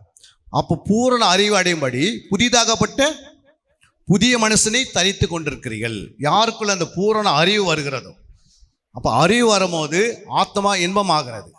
அங்கே நீதிமொழிகள் 2ஆம் அதிகாரம் 10ஆம் வசனம் வாசித்து பாருங்க. நீதிமொழிகள் 2ஆம் அதிகாரம் 10ஆம் வசனம். ஞானம் உன் இருதயத்தில் பிரவேசித்து, ஞானம் உன் இருதயத்தில் பிரவேசித்து, அறிவு உன் ஆத்மாவுக்கு இன்பமாக இருக்கும். அறிவு எப்பவுமே ஆத்மாவுக்கு இன்பத்தை உண்டாக்கி தரும். புரியுங்களா? ஞானம் ஒரு மனுஷனுடைய இருதயத்துக்குள்ளே போகிறது. புரியுங்களா? அப்போ உள்ள போன பிறகு இந்த ஞானத்தின் ஊற்று தான் அறிவு, அறிவின் ஊற்று தான் புத்தி, புத்தியின் ஊற்று தான் விவேகம், விவேகத்தின் ஊற்று தான் நிதானம், நிதானத்தின் ஊற்று தான் நீதி. அல்லேலூயா. இப்படி ஆவியானவர் ஸ்டெப் பை ஸ்டெப்பாக எழுதி வச்சிருக்கிறார் நீதிமொழிகளில். அப்போது இந்த ஞானம் உள்ளே போன பிறகு அவன் ஞானமுள்ள மனுஷனாக மாறுகிறான். 2வது ஞானத்தின் ஊற்று அறிவு வருகிறது. அப்போ ஞானத்தினால அறிவினாலே கர்த்தர் என்ன பண்ணுறாங்க, ஒரு மனுஷனை பொக்கிஷமுள்ளனா மாற்றுகிறார். அல்லேலூயா. எப்படி சாலமோனுக்குள்ள அந்த ஞானம் நிரம்பிறதுனால தான் அவனிடத்தில் ஐஸ்வர்யம் பெருகினது. அதே போல ஆண்டவர் சொல்றாரு, என்னுடைய ஞானம் உங்களுக்குள்ள பெருகினால் நீங்கள் பரிசுத்தத்தில் வளருவீர்கள். ஊழியம் வளர்கிறது. யாருக்கிட்ட எப்படி பேசணுன்று ஆவி என்ன சொன்னாரு, நமக்கு கற்றுக் கொடுக்கிறார். அல்லேலூயா. சிலவங்கிட்ட ஞானம் இருக்கும், சிலவங்கிட்ட கனி இருக்காது. ஞானத்தோடு பேசுவாங்க, ஆனால் கனி இல்லாத, அன்பில்லாத, அந்த இடத்துல நீடிய பொறுமை இல்லாத, சாந்தம் இல்லாத அந்த ஞானத்தை வைத்து சபையை நடத்த முடியாது. நிறைய பைபிள் படிச்சிருப்பாங்க, நிறைய ஞானத்தை வளர்த்து வச்சிருப்பாங்க, ஆனால் அவங்ககிட்ட கனி இருக்காது. சிலர்கிட்ட கனி இருக்கும், ஆனால் அவங்ககிட்ட ஞானம் இருக்காது. சபையை நடத்துவதற்கு தெரியாது, ஆனால் கனி இருக்கும். இரக்கமாக இருப்பாங்க, தயவாக இருப்பாங்க, சாந்தமாக இருப்பாங்க. யார் எது சொன்னாலும் கர்த்தருக்கு ஸ்தோத்திரம் சொல்லி போயினே இருப்பாங்க. அல்லேலூயா. எதிர்த்து கூட பேச மாட்டாங்க, ஆனால் கனியினால இருப்பாங்க. அப்படி அந்த 2மே இருக்கணும். அதை தான் ஆண்டவர் சொன்னார், நீங்கள் புறப்பட்டு போகும்போது நீங்கள் எப்படி இருக்கணுமா, ஊழியத்தில் புறாவை போல வினாவுள்ளவளாக இருங்க, சர்ப்பத்தை போல வினாவுள்ளவளாக சொன்னார். புறாவை போல கபடவற்றலாக இருங்க, சர்ப்பத்தை போல வினாவுள்ளவர். அப்போ சர்ப்பத்தை போல வினா ஞானமாக இருக்கணும், புறாவை போல இரக்கமாக இருக்கணும், அன்பாக இருக்கணும். புறாவை எது கொண்டு வர, பரிசுத்தத்தை குறிக்கிறது. சர்ப்பத்தை எது கொண்டு வர, ஞானத்தை கொண்டு வர. ஏன்னா இந்த உலகத்தின் மக்கள் நம்முடைய காட்டில் அதிகமான ஞானத்தில் இருப்பாங்க. அதனால் தேவனுடைய ஞானம் நமக்குள்ளே நிரப்பப்படும் போது அந்த ஞானத்தினாலே உலக மனுஷன் என்ன பண்ண முடியும், நமக்கு அவங்களை மீறி பேசாதபடிக்கு அவங்கள வாயை கட்ட முடியும். நம்ம பேசுகிற வார்த்தை கேட்டு அவங்க பயப்படுவாங்க. ஏன்னா நம்மள ஆவியானவர் லிங்க் ஆகி பேசுகிறார். அல்லேலூயா. அதனால தான் உலக மக்கள் தேவனுடைய பிள்ளைங்க பேசும்போது அவங்க என்ன செய்யணும் அவங்களுக்கு தெரியாது. அது மாதிரி நிலைமையில ஆக்கி விட்டுறார் ஆண்டவர். அப்போ தேவனுடைய ஞானத்தினால் நிரப்பப்பட்டு அறிவினாலே ஆத்மாவை இன்பத்துகளை கொண்டு வந்து பூரண அறிவு அந்த கிறிஸ்துவின் சிருஷ்டிப்பின் சாயலை உருவாக்கி தருகிறது. அல்லேலூயா. அறிவு ஆத்மாக்கு இன்பம், பூரண அறிவு சிருஷ்டிப்பின் சாயலில் வருகிறோம். அல்லேலூயா. சிருஷ்டிப்பின் சாயல் புதிய மனுஷனை நாம் தரித்து கொள்கிறோம் என்று சொல்லப்பட்டிருக்கிறது. 3வது அங்கே பார்க்கும்போது பகுத்தறிவு. இந்த பூரண அறிவு 30%, அங்கே அறிவு 30%, பூரண அறிவு 60%, பகுத்தறிவு 60%, 100%. அப்போ பகுத்தறிவு வரும்போது நாம் மறுபடியும் நாம் ஆண்டவர்கிட்ட போய் சேருகிறோம். அல்லேலூயா. அங்கே ரோமர் 12ஆம் அதிகாரம் 2ஆம் வசனம் வாசிக்கலாம். நீங்கள் இந்த பிரதிபத்திற்கு ஒத்த வேஷம் தெரியாமல் தேவனுடைய நன்மையும் பிரியமும் பரிபூரமான சித்தம் இன்னதென்று பகுத்தறியத்தக்கதாக உங்கள் மனம் புதிதாகிறதுனால மறுரூபமாகுங்கள். அல்லேலூயா. இங்க பகுத்தறிவு வரும்போது மனம் புதிதாகிறதுனால மறுரூபம் ஆகிறோம். அங்க பூரணம் அடைய வரும் சிருஷ்டிப்பு சாயலில் உள்ள வருகிறோம். அங்க ஃபர்ஸ்ட் அறிவு வரும்போது ஆத்மா இன்பம் அடைகிறது. அல்லேலூயா. அப்போ இந்த உள்ள இருக்கிற ஆத்மா நாளுக்கெல்லாம் என்ன செய்யணும், அறிவில் வளரணும். வேத அறிவியலை கொஞ்சம் கொஞ்சமாக என்ன பண்ணுறோம், திருவசனமாக ஞானப்பாலின் மேல் வாஞ்சை இருக்கணும். ஃபஸ்ட்டு ஒரு ரட்சிக்கப்பட்டவங்களுக்கு நல்ல திருவசனம் ஆகிய ஞானப்பால் மேல் வாஞ்சா இருக்கணும். கொஞ்சம் வளரும் போது அவங்க என்ன செய்கிறாங்க, கொஞ்சம் வளரும் போது நீதியின் வசனத்தில் பழக்கமுள்ளவர்களாக மாறுறாங்க. அதுதான் பலமான ஆகாரம்.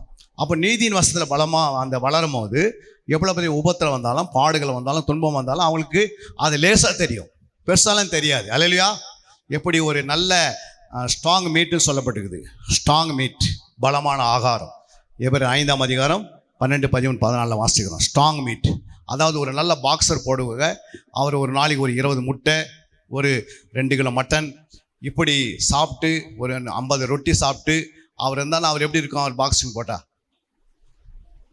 ஏன்னா இப்படி நான் இந்தியன் ஆர்மியில் இருக்கும்போது எங்கள் கூட பாக்ஸ் எல்லாம் இருந்தாங்க. அவங்க ஒரு 25 முட்டையும் ஒரு கிலோ மட்டனையும் ஒரு 50 ரொட்டியும் சாப்பிடுவாங்க. ஏன்னா அவங்கக்கிட்ட போய் யாராவது நின்று அவன் தட்டாக போய் வாங்க விழுந்துருவோம். ஏன்னா அந்த அளவுக்கு அவங்களுடைய ஸ்ட்ராங் மீட். அதுமாதிரி பலமான ஆகாரமானது நமக்குள்ளே வளரும் போது, நம்ம பலமான ஆகாரத்துக்குள்ளே வளரும் போது பிசாசு நம்மளை தூரம் பார்க்கும்போதே அவன் ஓடி போடுறான். ஏன் அப்படின்னா இந்த மனுஷன்கிட்ட போனால் நம்மளை ஒன்றுமில்லாத அதமாக்கி விட்டுருவான். ஏன்னா நம்ம பலமான ஆகாரத்திலே வளர்கிறோம். நன்மை தீமை இன்னது என்று ஒரு நொடி பொழுது நமக்கு தெரிஞ்சிடும். வாசிக்கலாம் அந்த வசனத்தை. எபிரேயர் 5ஆம் அதிகாரம் 14ஆம் வசனம். பால் உண்கிறவன் குழந்தையாய் இருக்கிறபடியினால் நீதியின் வசனத்தில் பழக்கமில்லாதவனா இருக்கிறான். பலமான ஆகாரமானது நன்மை தீமை இன்னதென்று பயிற்சியினாலே பகுத்தறியத்தக்கதாக முயற்சி செய்யும் ஞானோதரியங்களுடையவர்கள் ஆகிய பூரண வயது உள்ளவர்களுக்கே தகும். அங்க சொல்லப்படுது பாருங்க, பலமா பால் உண்கிறவன் குழந்தையா இருக்கிறபடியினால் நீதின் வசனத்தில் பழக்கமில்லாதவனா இருக்கிறான். அப்போ ஆண்டவன் சொல்ற, பால் உண்கிறவன் திருவசனமாகிய இந்த பாலின் பிடித்தன பண்றாரு, வளர்கிறான். ஆனால் நீதின் வசனத்தில் அவனுக்கு பழக்கம் இருக்காது. அப்போ வேதத்தில் என்ன இருக்கு, நீதின் வசனம் ஒன்று இருக்கிறது. அதில் பழக்கம் இல்லாதவர்களாக இருக்கக்கூடாது, அதில் தான் பழக்கம் இருக்கணும். அப்போ நீதின் வசனம் என்ன அப்படின்னு போட்டு 14 சொல்றாரு பாருங்க, அது பலமான ஆகாரம். நீதின் வசனம் என்ன? பலமான ஆகாரம். அது நன்மை தீமை என்று பயிற்சினால் பகுத்தறிய முடியும். அல்லையா? இந்த பலமான ஆகாரத்தை புசிக்கும் போது, இந்த எப்படி இந்த பாக்ஸர் நல்ல பலமான ஆகாரத்தை புசிக்கும் போது ஒருத்தர் வந்து முன்னாடி நின்னானா அவன் நான் ஜெயிப்பனா தோப்பனா அப்பயே அவருக்கு தெரிஞ்சிடும். அல்லையா? அது மாதிரி நம்ம பலமான ஆகாரத்தை வளர்ந்தோம்னா நம்முடைய ஊழியங்கள் எவ்வளோ தொழில் போகும், எவ்வளோ தொழில் போகாதுன்னு நமக்கு தெரிஞ்சிடும். அல்லையா? இல்லைன்னா ஊழியம் நம்ம அப்படியே ஓடினே இருப்போம். அப்படி ஓட ஊழியெல்லாம் வளராது. ஒரு திட்டம் போட்டு, ஒரு தீர்மானம் எடுத்து, அதுக்கு ஒரு நல்ல நோக்கத்தை உண்டாக்கி, ஒரு ஆலோசனை பண்ணி, அதற்காக பல நாள் ஜெபித்தாதான் கர்த்தர் ஊழியத்தானே செய்வார், நிறைவேற்றுவார். நாங்களாம் ஊழியத்தில் வந்து 2000 எனக்கு பைபிள் படிக்க தெரியாது. அல்லையா? 2000 பைபிள் படிக்க தெரியாது. எப்படி இருந்திருக்கு யோசித்து பாருங்க. 2000 ரட்சிக்கப்பட்டு ஆர்மியில் 16 வருஷம் பணிபுரிந்து, டிஃபென்ஸில் 26 வருஷம் பணிபுரிந்து, 40 வருஷம் பணிபுரிஞ்சிட்டேன் டிஃபென்ஸ்லேயே. அல்லையா? இப்படி கடினமான ஒர்க்கு. புரியுங்களா? 1983 மிலிட்ரியிலே போய் 2024 தான் ரிட்டைர்மெண்ட் ஆகணும். ஆனால் 23 வருஷம் ஊழியம் செய்ய ஆண்டு கிருபை செய்தார். 8000 பேர் உருவாக்கப்பட்டிருக்கிறாங்க. போகாத ஸ்டேட் கிடையாது, போகாத மாவட்டம் கிடையாது. ஏன் அப்படின்னா எல்லா ஸ்டேட்லையும் போய் 12 மணி நேரம் பிறையை நடத்தியிருக்கிறோம். ஏன்னா மிலிட்ரியிலேயே எங்களுக்கு நல்லா ட்ரைனிங் கொடுத்துட்டாங்க. 72 மணி நேரம் எப்படி தூங்காமல் ஒரு வாரம் அட்டன் பண்ணுறது. அப்போ இரவெல்லாம் தூங்காமல், 3 இரவு தூங்காமல், 3 பகல் சாப்பிடாம எப்படி வாரம் அட்டன் பண்ணுறது. அப்படி ஒரு வாரம் அட்டன் பண்ணனால்தான் ஜபத்தை அழகாக போட ஆண்டு கிருபை செய்தார். புரியுங்களா? இன்னைக்கு 11 டிவி ஆரம்பிக்க ஆண்டு கிருபை செய்கிறார். 11 டிவிகள் ஆரம்பிக்க எத்தனையோ கோடிகள் ஆண்டு கொடுக்கிறார். எந்த ஊழியக்காரர்கிட்ட போய் எனக்கு 1000 ரூபாய் கொடுன்னு கேட்டது கிடையாது. அல்லையா? ஏன் அப்படின்னா கர்த்தர் உயிரோடு இருக்கிறாரு, அவர் ஜீவிக்கிறாரு, அவர் ஐஸ்வர்யம் உள்ளவர், அவரை போல ஒரு தேவன் யாரும் இல்லை. வானம் அவருடைய சிங்காசனம், பூமி அவருடைய பாதப்படி, வானத்தில் பூமியில் சகல அதிகாரம் எனக்கு கொடுக்கப்பட்டது. சகல துறைத்தனங்களுக்கு சகல அதிகாரத்துக்கு நான் தலைவராக இருக்கிறேன். என் பிள்ளைகள் எப்படி இருக்கணும்? ஐஸ்வர்யம் உள்ளவளாக இருக்கணும், எல்லாத்தையும் வல்லமை உள்ளவளாக இருக்கணும். அவருக்கு முன்பாக நின்று அவருடைய ஊழியத்தை செய்வதற்கு முழு தாக்கத்தோடு ஊழியம் செய்ய சொல்லி ஆண்டு இருக்கிறார். அல்லையா? இந்த சரீரத்தை நம்மளை துண்டு 5 துண்டு வெட்டி போட்டாலும் மறுபடியும் அது ஜோடிக்கப்பட்டுரும். புரியுங்களா? எசேக்கியேல் புஸ்தகத்தில் வாசிக்கிறோம், ஒரு மனுஷனுடைய எலும்பு 100 இடத்துல விழுந்து கிடக்குது. ஆனால் ஒரு வார்த்தை சொல்கிறார் ஆண்டவர். ஒரு வார்த்தை பேசு எசேக்கியேல் சொல்லும் போது, ஒரு வார்த்தை பேசும்போது எங்கிற 100 இடத்துல எலும்புகள் ஒரு இடத்துக்கு வந்து ஒரு மனுஷன் உருவாக்கப்படுது. எத்தனையோ காலகட்டம் மதித்து போன எலும்புகள் சிதறடிக்கப்பட்டிருக்குது. ஆனால் சிதறடிக்கப்பட்ட எலும்பை நம்மளை பொறிக்கூட வர முடியாது. நம்மகிட்ட சொல்லி கரெக்டாக ஒரு மனுஷனுடைய எலும்பு பொறிக்கு ஜாயின் பண்ண கூட முடியாது. ஒரு டாக்டர்கிட்ட சொன்னான், 10 வருஷம் 20 வருஷம் டாக்டர் செய்து சொன்னால் பொறிக்க எடுக்க முடியுமா? அதில் இருக்கிற ஜின்னு கண்டுபிடிச்சாதான் அது கரெக்டான எலும்பான்னு கண்டுபிடிக்க முடியும். ஆனால் நம்முடைய இயேசு, நம்முடைய ஆண்டவர் ஒரு வார்த்தை சொன்னால் ஒரு மனுஷனுடைய எலும்பு எத்தனை கிலோமீட்டர் தூரம் இருந்தாலும் என்ன பண்ணுது, ஓடி வந்து ஒன்றா ஜாயிண்ட் ஆகி அதுவே சரீரத்தை மூடி அதுவே உயிரடைந்து அது நிற்குது. இவ்வளோ பெரிய தேவன் நமக்கு இருக்கும்போது நம்முடைய ஊழியத்தை கர்த்தர் திருப்பூர் முழுமையாக ரட்சிப்புக்கு அவரால் முடியாது ஒன்றுமே இல்லை. நம்முடைய தேவைகளை கர்த்தர் பரிபூரணமாக சந்திப்பார்.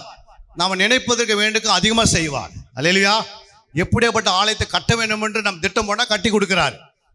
ஏன் கட்டி கொடுக்குறார்? அவர் சித்தம் அதுதான். நம்ம நல்லா இருக்கிறது தான் அவர் சித்தம்.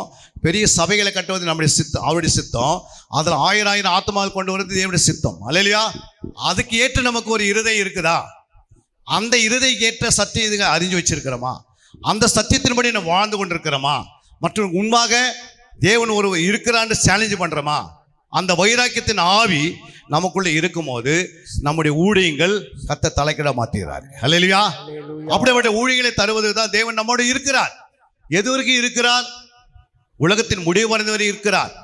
அவர் இருக்கிறவனமாக இருக்கிறார். மோசேக்கு போய் சொல்றார், மோசேக்கு, ஆண்டவரே நான் எகிப்துக்கு போகிறேன், அங்கே உன்னை பற்றி நான் என்ன சொல்ல ஜனங்க கேட்டேன், நான் என்ன சொல்லணும், இருக்கிறவனமாக இருக்கிறேன் சொல்லு போயின்றார். அப்போ இருக்கிறவனமாக இருக்கிறேன்ற ஒரு பேரா? ஆனால் கர்த்தருக்கு பேர் அது. அல்லேலூயா. இப்படி சொன்னால் என் ஜனங்கள் அறிந்து கொள்வார்கள். அவர் இருக்கிறவனமாகவே இன்று வரைக்கும் இருக்கிறார். அன்னைக்கு மோசேக்கு மட்டும் தேவன் இல்லை, நமக்கு தேவனாக இருக்கிறார். அல்லேலூயா. அதனால் நாம் பயந்து போக வேண்டிய அவசியம் கிடையாது. ஐயோ நோய் வந்துச்சு, வியாதி வந்துச்சு, எல்லா ஆண்டுக்கும் ஒரு நொடி பொழுதில் போயிடும். நம்ம முழங்கால் போட்டால் போதும், தேவ சமூகத்தில் உட்கார்ந்தா போதும், கர்த்தரை நோக்கி நாம் பார்த்து கொண்டு இருந்தால் போதும், நம்முடைய ஊழியங்களை கர்த்தர் அளவில்லாமல் உயர்த்துவார். அளவில்லாமல் நம்முடைய தேவைகளை சந்திப்பார். புரியுங்களா? அவர் பெட்டி தூக்கின்னு பூமிக்கு வரலை. அல்லேலூயா. அவர் வரும்போது வெறுமையாக தான் வந்தார், போகும்போது நிறைவோடு போனார். அல்லேலூயா. அப்போ இயேசு பாருங்க, வரும்போது என்ன பணமாக எடுத்துன்னு வந்தார்? ஒன்றுமே இல்லை. ஆனால் ஜனங்கள் திரளாக பின்னாடி வருகிறது. ஏனென்றால் வார்த்தை இருந்தது, சத்தியம் இருந்தது, அவரிடத்தில் அற்புதம் இருந்தது, அடையாளம் இருந்தது, அதிசயங்கள் இருந்தது, வல்லமைகள் இருந்தது, பரிசுத்தாவினுடைய அபிஷேகம் இருந்தது. இதை நாம் பெற்றுக்கொள்ள வேண்டியது அவசியம். ஆண்டவர் இல்லைன்னு யாருக்குமே சொல்லுவதில்லை. புரியுங்களா? நம்ம போய் யார்கிட்ட கையேந்த வேண்டிய அவசியமே கிடையாது. புரியுதுங்களா? நம்முடைய அத்தனை தேவைகளும் கர்த்தர் அறிஞ்சு வச்சிருக்கிறார். அல்லேலூயா. அதனால தான் ஃபர்ஸ்ட் நம்ம ஆத்மாவில் இன்பம் அடைய வேண்டும், ஆத்மா சிஸ்டமின் சாயில வர வேண்டும், ஆத்மா பகுத்தறிவில் மறுரூபம் அடைய வேண்டும், பலமான ஆகாரத்தை புசித்து நன்மை தீமை இன்னதென்று பகுத்தறியத்தக்க முயற்சி செய்ய வேண்டும். பூரண வயதுள்ளவர்களுக்கு தகும், பூரண ஞானேந்திரிகளுடைய வயதிற்கு தகும். அப்படின்னா என்ன அர்த்தம்னா, 80 வயசு ஒரு வயசானவர் எப்படி பேசுவாரோ, 20 வயசு ஊழியத்தில் நீங்கள் 20 வருஷம் ஊழியத்தில் அப்படி பேசுவீங்க. அல்லேலூயா. அப்படி போல்டாக பேச விடுவார். இந்த தமிழ்நாட்டுக்கு மட்டும் இல்லை, நம்முடைய இந்தியாவுக்கு மட்டும் இல்லை, பல நாடுகளுக்கு நீங்கள் உங்களை கொண்டு போக ஆண்டு வல்லமை உள்ள இருக்கிறார். நம்ம நினைக்கிறோம் போய் இங்கே தாங்க போக முடியல. நம்ம அந்த நாட்டுக்காக ஜெபிக்கணும். ஜெபம் செய்யாமல் ஒரு இடத்துலேருந்து ஒரு இடத்துல நன்மை நமக்கு வராது. திருப்பத்தூருக்காக நல்லா ஜெபித்தீங்கன்னா திருப்பத்தூர்லேருந்து பணத்தை பொருளாதாரத்தை ஆண்டு கொண்டுவார். அதர் ஸ்டேட்டுக்காக ஜெபம்னா அங்கேருந்து நன்மைகளை கொண்டு வருவார். கண்ட்ரிக்காக ஜெபம்னா கண்ட்ரிலேருந்து நன்மைகள் வரும். ஜெபிக்காமல் எந்த ஒரு காரியத்தையும் பெற்றுக்கொள்ளவே முடியாது என்று ஆண்டு சொல்லியிருக்கிறார். அது மட்டும் நாங்கள் பார்க்கிறோம். நம்ம 6வதாக புதிய ஏற்பாட்டுடைய சபையின் குடும்பத்தை குறித்து நம்ம பார்த்தோம். 7வதாக சபையிலே சகோதர சகோதரிகள் ஏற்படுத்த வேண்டும் என்று ஆண்டு சொல்லியிருக்கிறார். ரோமர் 8ஆம் அதிகாரம் 29ஆம் வசனத்தை வாசிக்கும் போது, தம்முடைய குமாரன் அநேக சகோதரருக்குள்ளே முதற் பேரானவராக இருக்கும் பொருட்டு தேவன் எவர்களை முன்குறித்தாரோ அவர்களை தமது குமாரனுடைய சாயலுக்கு ஒப்பாக இருப்பதற்கு முன்குறித்தார். அப்ப தேவன் எவர்களை முன்னறிந்தாரோ அவர்கள் தமது சாயலுக்கு, தம்முடைய குமாரனுடைய சாயலுக்கு ஒப்பா இருப்பதற்கு முன்குறித்திருக்கிறார். அப்ப சபையில அவர் சொல்கிறார், தம்முடைய குமாரன் அநேக சகோதரருக்குள்ளே முதற் பேரானா இருக்கிறார். நம்முடைய குமாரன் யாரு? நம்ம எல்லாருக்கும் முதற் பேரானா இருக்கிறார். அவரு ஒரு சகோதரா இருக்கிறார். அவர் சொல்லுகிறார், அங்கே வசனம் சொல்லப்பட்டிருக்கிறது. அங்கே வாசிக்கும் போது எபிரேயர் 7ஆம் அதிகாரம் 25ஆம் வசனம், மேலும் தமது மூலமாய் தேவனிடத்தில் சேர்கிறவர்களுக்காக வேண்டுதல் செய்யும்படி அவர் எப்பொழுதும் உயிரோடு இருக்கிறவராகையால் அவர்களை முற்றுமுடிய ரட்சிக்க வல்லவராய் இருக்கிறார். அப்போ தமது மூலமாய் தேவனுடைய சேருவர்களுக்காக அவர் எப்போது வேண்டுதல் செய்யொண்டு. அப்படின்னா அவர் மூத்த சகோதரா இருக்கனாலே நம்ம எல்லாம் சகோதரா இருக்கிறபடியால் நமக்காக அவர் எப்போது வேண்டுதல் செய்து கொண்டே இருக்கிறார். ஏன்னா அவர் ரட்சித்தாரு, சபையில் கொண்டு வந்து அவர் தான் சேர்த்தாரு. தேவன் நம்மளை சகோதர மாற்றி உருவாக்கி இருக்கிறாரு. தேவன் நமக்காகவே பரிந்து பேசிக்கொண்டே இருக்கிறார். ஏனென்றால் நாம் எப்படி இருக்கவென்றால் நம்ம அவர் மூத்த சகோதரர் இருக்கிறனாலே நாம் எல்லாம் சகோதர சிநேகம் உள்ளவர்களாக காணப்பட வேண்டும். அல்லேலூயா. அது மட்டும் இன்னொரு வசனத்தை நாம் வாசிக்கும் போது அங்கே வாசிக்கிறோம். அங்கே யோவான் வெளிப்படுத்தினல் 1ஆம் அதிகாரம் 9ஆம் வசனம். உங்கள் சகோதரனும் இயேசு கிறிஸ்துவின் மித்தம் வருகிற உபத்திரவத்திற்கும் அவருடைய ராஜ்யத்திற்கும் அவருடைய பொறுமைக்கும் உங்கள் உடன் பங்காளியுமாய் இருக்கிற யோவானாகிய நான் தேவ வசனத்தின் மித்தமும் இயேசு கிறிஸ்துவை பற்றின சாட்சியின் மித்தமும் பத்மி எனும் தீவிலே இருந்தேன். அல்லேலூயா. உங்கள் சகோதரனும் அப்படின்னு பேசுகிறார். எடுத்த பிறகு யோவான் எப்படி வாசிக்கிறாரு? உங்கள் சகோதரனும் இயேசு கிறிஸ்து நிமித்தம் வருகிற உபத்திரத்திற்கும் அவருடைய ராஜ்யத்திற்கும் அவருடைய பொறுமைக்கும் உங்கள் உடன் பங்காளமாக இருக்கிற யோவானாகிய நான் தேவ வசன நிமித்தம் இயேசு கிறிஸ்து பற்றிய சாட்சி நிமித்தமும் நான் பத்மி என்னும் தீவிலே இருக்கிறேன். அங்கே உபத்திரம், பாடுகள், துன்பங்கள் இருக்கிறது. அப்போ அவர் எங்கே இருக்கிறாரு? நம்ம உபத்திரம், பாடு, துன்பங்கள் வழியாக தான் போகணும். ஏன்னா உபத்திரம், பாடு, துன்பங்கள் வரும்போது தான் ஊழியம் வளர்கிறது, ஊழியங்கள் உயர்த்துகிறது, தேவனுடைய நாமம் மகிமைப்படுகிறது. ஏன்னா பாடுகள் இல்லாத, உபத்திரம் இல்லாத, துன்பங்கள் இல்லாத ஊழியம் கிடையாது. ஏன்னா நம்முடைய ஊழியத்தில் ஓடும் போது நமக்கு சத்துரு எழுமோ, எங்கே உபத்திரம் பெருகுகிறதோ அங்கே வேகமாக ஊழியம் வளர்ந்து விடுகிறது. அல்லேலூயா. எப்போ நீங்கள் பாருங்கள், ஈசாக்கு தன் பரிசுத்தமாக இருந்து அவனுடைய ஊழியம் வளரும் போது புறஜாதி மக்கள் பார்த்து என்ன சொல்கிறாங்க? வந்து உங்களோட நான் என்ன பண்ண போகிறேன்? நட்பு வச்சுக்க போகிறேன் அப்படின்னா கர்த்தர் உங்களோட இருக்கிறாரு. ஒரு நாள் அவங்க தான் எதிர்த்து நின்னாங்க. எதிர்த்து நின்னா நம்ம பட்சமாக வந்துடுவோம். ஒரு காலில் யாரெல்லாம் எதிர்த்து நமக்கு விரோதமாக, சபைக்கு விரோதமாக, சபைக்குள்ள விசுவாசிகள் விரோதம் போராடுகிறார்களோ, உபத்திரப்படுத்துகிறார்களோ, துன்பப்படுத்துகிறார்களோ, ஒரு நாள் தேவன் அவங்களே ரட்சித்து சபையில் கொண்டு வந்துடுவார். ஏன்னா நம்முடைய வேலையே ஜெபிக்கிற வேலை தான். சண்டை போடுற வேலை நம்மக்கிட்ட கிடையாது, கோவப்படுற வேலை நம்மக்கிட்ட கிடையாது, மற்றவர்கள் எதிர்த்து நிற்க வேண்டிய நம்ம வேலையில கிடையாது. யாருக்கு எது இருந்தாலும் ஜெபம் பண்ணால் கர்த்தர் எல்லாத்தையும் திருப்புவார். அல்லேலூயா. ஜெபிக்கிற இடத்துல ஜெயம் உண்டு. அதனால தான் ஜெபத்தினுடைய காரியங்கள் பெருக வேண்டும். புரியுங்களா? அதனால தான் இயேசு 40 பகல் 40 இரவு ஜெபித்திருக்கிறார். நம்மளாம் 40 பகல் 40 இரவு ஜெபிக்க முடியலனா கூட 4 நாளாவது நம்ம என்ன பண்ணியிருக்கணும்? ஜெபித்து இருக்கணும். ஒரு மாதத்துக்கு 4 இரவு ஜெபம் பண்ணாதான் மேய்ப்பர்கள் சபை வேகமாக வளரும். புரியுங்களா? ஒரு 4 பகல் பாஸ்டிங் போட்டு ஜெபம் பண்ணாதான் சபை வளரும். ஒவ்வொரு வாரத்துக்கு ஒரு இரவு ஜெபத்தை வச்சுக்கணும். அல்லேலூயா. அப்போ தான் சபை வளரும். ஏன்னா சபைக்கு விரோதமாக சாத்தான் கிரியை செய்து கொண்டே இருப்பான். அந்த சாத்தானை அழிக்கக்கூடிய வல்லமை ஜெபத்துக்கு இருக்கிறது. நாம் தேவனுக்கு முறையிட்டோம்னா தேவனை இறங்கி தூதர்கள் அனுப்பி சபைக்கு விரோதமாக எழும்புகிற அத்தனை காரியங்களை கர்த்தர் என்ன பண்றாரு? சுத்திகரிக்கிறார். அல்லேலூயா. அடுத்ததாக நாம் பார்க்க வேண்டியது எப்படி சபைக்குள்ளே இந்த தேவ சித்தம் நிறைவேறுகிறது அப்படின்னு பார்க்கும்போது அங்கே மத்தேயு 12ஆம் அதிகாரம் 48-50 வாசிக்கும் போது தம்மிடத்தில் இப்படி சொன்னவனுக்கு அவர் பிரதி உத்தரமாக, தம்மிடத்தில் இப்படி சொன்னவனுக்கு அவர் பிரதி உத்தரமாக, என் தாயார் யார், என் சகோதரர் யார் என்று சொல்லி தம்முடைய கைகளை தம்முடைய சீசர்களுக்கு நேராக நீட்டி, தம்முடைய கையை தமது சீசருக்கு நேராக நீட்டி, இதோ என் தாயும் என் சகோதரரும் இவர்களே, இதோ என் தாயும் என் சகோதரி இவர்களே, பரலோகத்தில் இருக்கிற என் பிதாவின் சித்தத்தின்படி செய்கிறவன் எவனோ, பரலோகத்தில் இருக்கிற என் பிதாவின் சித்தத்தின்படி செய்கிறவன் எவனோ எனக்கு சகோதரனும் அவனே எனக்கு சகோதரன் சகோதரியும் தாயுமாய் இருக்கிறான் என்றார். அல்லேலூயா. அப்போ சபைக்குள்ள இந்த 3 கூட்டம் நிறைவேறி கொண்டிருக்கிறது. புரியுங்களா? சகோதரிகள் யாரா இருந்தாலும் அவங்க சீசர்களாய் உருவாக்கப்படணும். அவங்க தான் தேவ சித்தத்தை கொண்டு வர முடியும். அல்லேலூயா. அப்போ நம்ம உருவாக்க வேண்டியது நம்முடைய வேலை, நம்ம முயற்சி பண்ண வேண்டியது நம்முடைய வேலை, செய்கிற வேலை பரிசுத்த ஆவியினுடைய வேலை. அல்லேலூயா.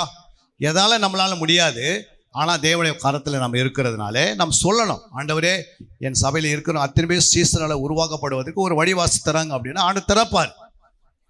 ஆண்டவர் எதுவுமே இல்லைன்னு சொல்லுகிறதே இல்லை.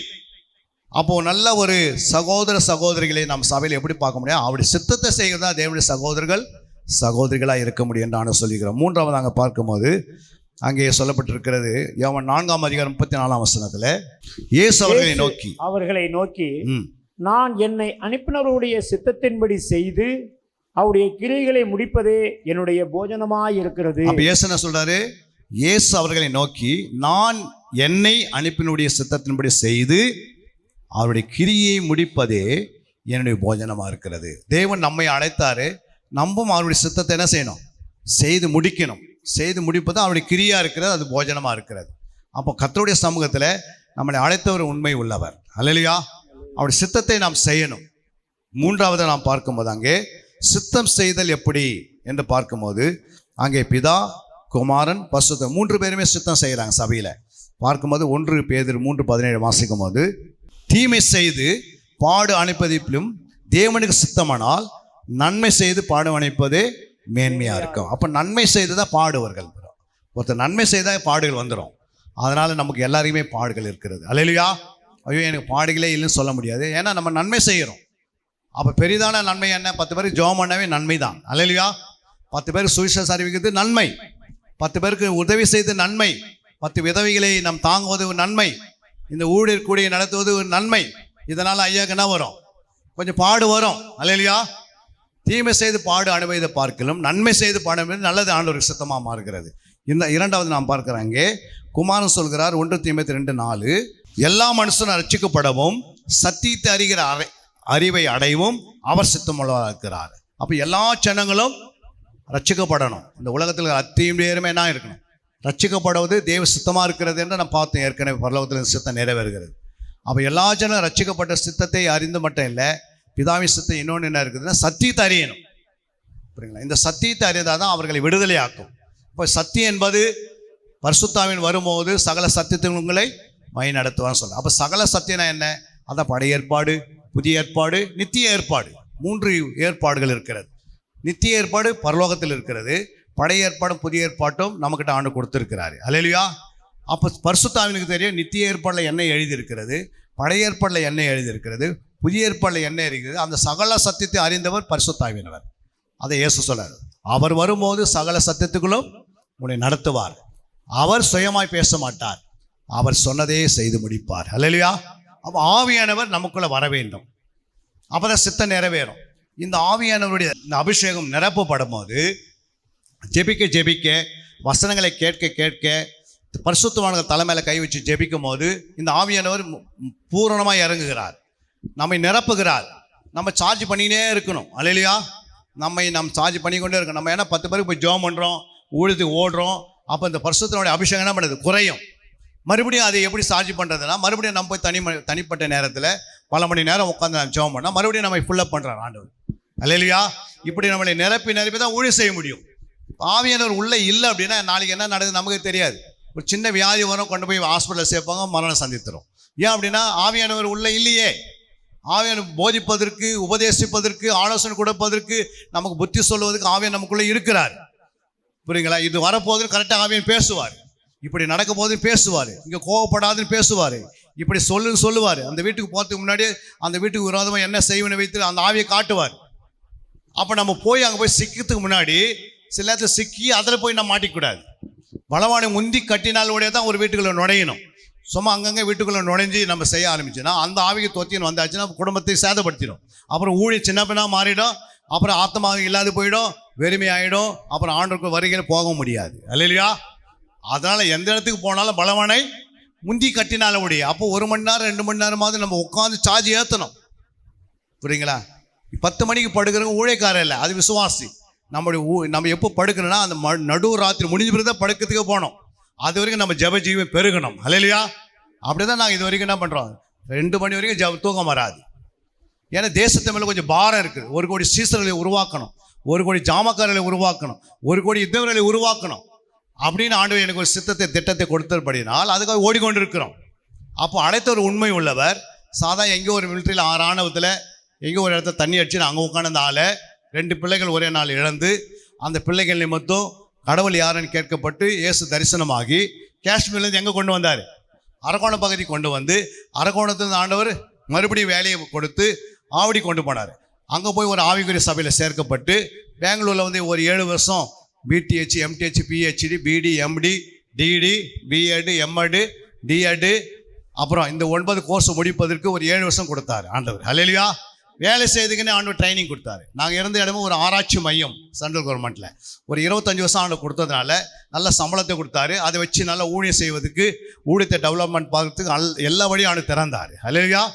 அப்படி ஒரு பயிற்சி கொடுத்து தானியேலை போல, தானியேலும் ஒரு சென்ட்ரல் கவர்மெண்ட் தான் வேலை செய்திருந்தார். நேபுகாத்நேச்சர் எஸ்ரா இது நெகமிய சென்டர்கள் மேலே வேலை செய்யுது, எஸ்ரா சென்டர்கள் மேலே வேலை செய்யுது.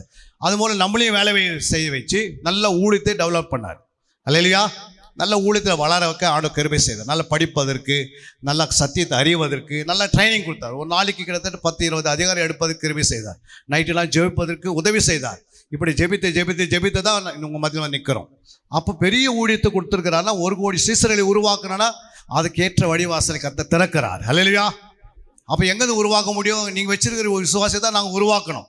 ஒரு நாள் நீங்கள் நான் இப்போ தரமாட்டேன், நான் திறக்க மாட்டேன், நான் அனுப்ப மாட்டேன், நான் செய்ய மாட்டேன்னு சொல்லியிருப்பீங்க. ஆனால் காலங்கள் வரும்போது கர்த்தர் கூப்பிடுவார். அல்லேலூயா. எதையுமே நம்ம கட்டுப்பட்டு வைக்கவே முடியாது. தேவன் இறங்கினானா எல்லாவற்றையும் நம்ம தான் செய்யணும். அல்லேலூயா. அதனால் கோடி கோடி மக்களை கர்த்தர் உருவாக்குறதுக்கு ஆயத்தமாக இருக்கு. ஏன் சீசரை உருவாக்கணும்? அப்போ தான் உலகம் ரட்சிக்கப்படணும். 140 கோடி மக்கள் இருக்கிறாங்க. இவங்களாம் நடந்து திருமணம் ரட்சிக்கப்படணும்னா யார் வச்சு பண்ண முடியும்? நம்ம வச்சு நம்ம கீழே இருக்கிற உருவாக்கி அவங்க மூலமாக தான் நிறைவேறும். அல்லேலூயா. ஒரு சீசன் வந்து தோமா என்ன பண்ணாரு? நம்முடைய இந்திய தேசத்தை கலக்கினார். அல்லேலூயா. ஒரு அப்போஸ்தலன் இறங்கி பெரிய காரியத்தை செய்தது போல கர்த்தர் இங்கே அநேக அப்போஸ்தலர் உங்கள் சபையில் வச்சிருக்கிறாரு, அநேக பவுலை வச்சிருக்கிறாரு, அநேக பேதர்களை வச்சிருக்கிறாரு. கர்த்தர் ஒரு நாள் தட்டி எழுப்புவார். தேவனுடைய மகிமை இறங்கி வரும், தேவனுடைய அபிஷேகம் வரும், தேவனுடைய எழுப்புதல் வரும், சபை மேலே வந்து இறங்கும், கர்த்தர் பெரிய காரியத்தை செய்வார். அல்லேலூயா. இது வரைக்கும் கர்த்தர் நமக்கு கொடுக்கப்பட்ட நேரங்கள் முடிந்து விட்டது. எடுக்க வேண்டிய சப்ஜெக்ட் அதிகமாக இருக்கிறது. மறுபடியும் ஒரு நாள் ஆண்டவர் நேரத்தை கொடுக்கும்போது நம்மளாம் கண்களை மூடி நாம் சிறிய ஜெபத்தை பண்ணி முடிக்கலாம். அன்பின் பரலோகத்தின் பிதாவே, இந்த தானியேல் கூடிகளே ஆண்டவரே, இந்த ஊழிய கூடிகளை வந்து உம்முடைய வார்த்தைகளை நீர் பேசினீர். ஆண்டவரே, பேசுவது பரிசுத்த ஆவியானவர், நான் அல்ல ஆண்டவரே, நீர் பேசியிருக்கிறீர். ஆண்டவரே, உம்முடைய வார்த்தை கொண்டு பேசியிருக்கிறீர். இந்த தானியேல் ஊழிய கூடுகையை நீர் 1000 மடங்கு நீர் ஆசீர்வதிக்கணும். 1000 மடங்கு இது உயர்த்தப்படணும். இந்த திருப்புத்தூர் பட்டணத்தில இந்த ஊழிய கூடிகளை வந்திருக்கிற அத்தனை பேருடைய ஊழியங்கள் பல மடங்கு உயர்த்தப்படணும். பல மடங்கு இந்த ஊழியங்கள் ஆத்மா பெருகணும். ஆலயம் கட்டப்படாத இடத்துல கட்டப்படணும். அதனுடைய தேவைகள் கோடி கணக்கில் அவர்கள் கொடுத்து ஆசீர்வதிக்க முடியாது. நான் செபிக்கிறோம். உம்முடைய நாம மகிமைக்காக ஆண்டவரே, எங்களை அழைத்த தேவன் உண்மை உள்ளவர், எங்களை தெரிந்து கொண்ட தேவன் உண்மை உள்ளவர். எங்களை பேர் சொல்லி அழைத்து இந்த ஊழியத்தை எங்கள் கரத்தில் கொடுத்திருக்கிறீரப்பா. ஒருவேளை இப்பொழுது நாங்கள் பலவீனமாக காணப்படலாம். ஆனால் ஆண்டவர் சொன்னார், பலவீனன் பலவான் என்று சொல்ல கடவுள் சொல்லப்படுது, ஆவினாலும் ஆகும் என்று சொல்லப்பட்டிருக்கிறது. பலத்தினாலும் அல்ல, பராக்கிரமத்தினால, என் ஆவினால் எல்லாம் ஆகும் என்ற வாக்குத்தத்தத்தை நிறைவேற்றும்படியாக நாங்கள் செபிக்கிறோம். இப்போதே பரத்திலிருந்து ஜோதிகள் பிதாவினத்திலிருந்து உம்முடைய அபிஷேகத்தை கொண்டு வந்து தானியேல் ஆண்டவரே ஊழிய கூடிகள் மேல் ஊற்றுவீராக, சபையை நிரப்புவீராக. வந்த ஒவ்வொரு மேலும் தேவ அபிஷேகம் நிரப்பப்படட்டும். உமக்கென்று எழுப்பி பிரவாசிக்கட்டும். இந்த ஊழியம் ஒரு முறை தான் எங்களுக்கு கொடுத்திருக்கிறப்பா.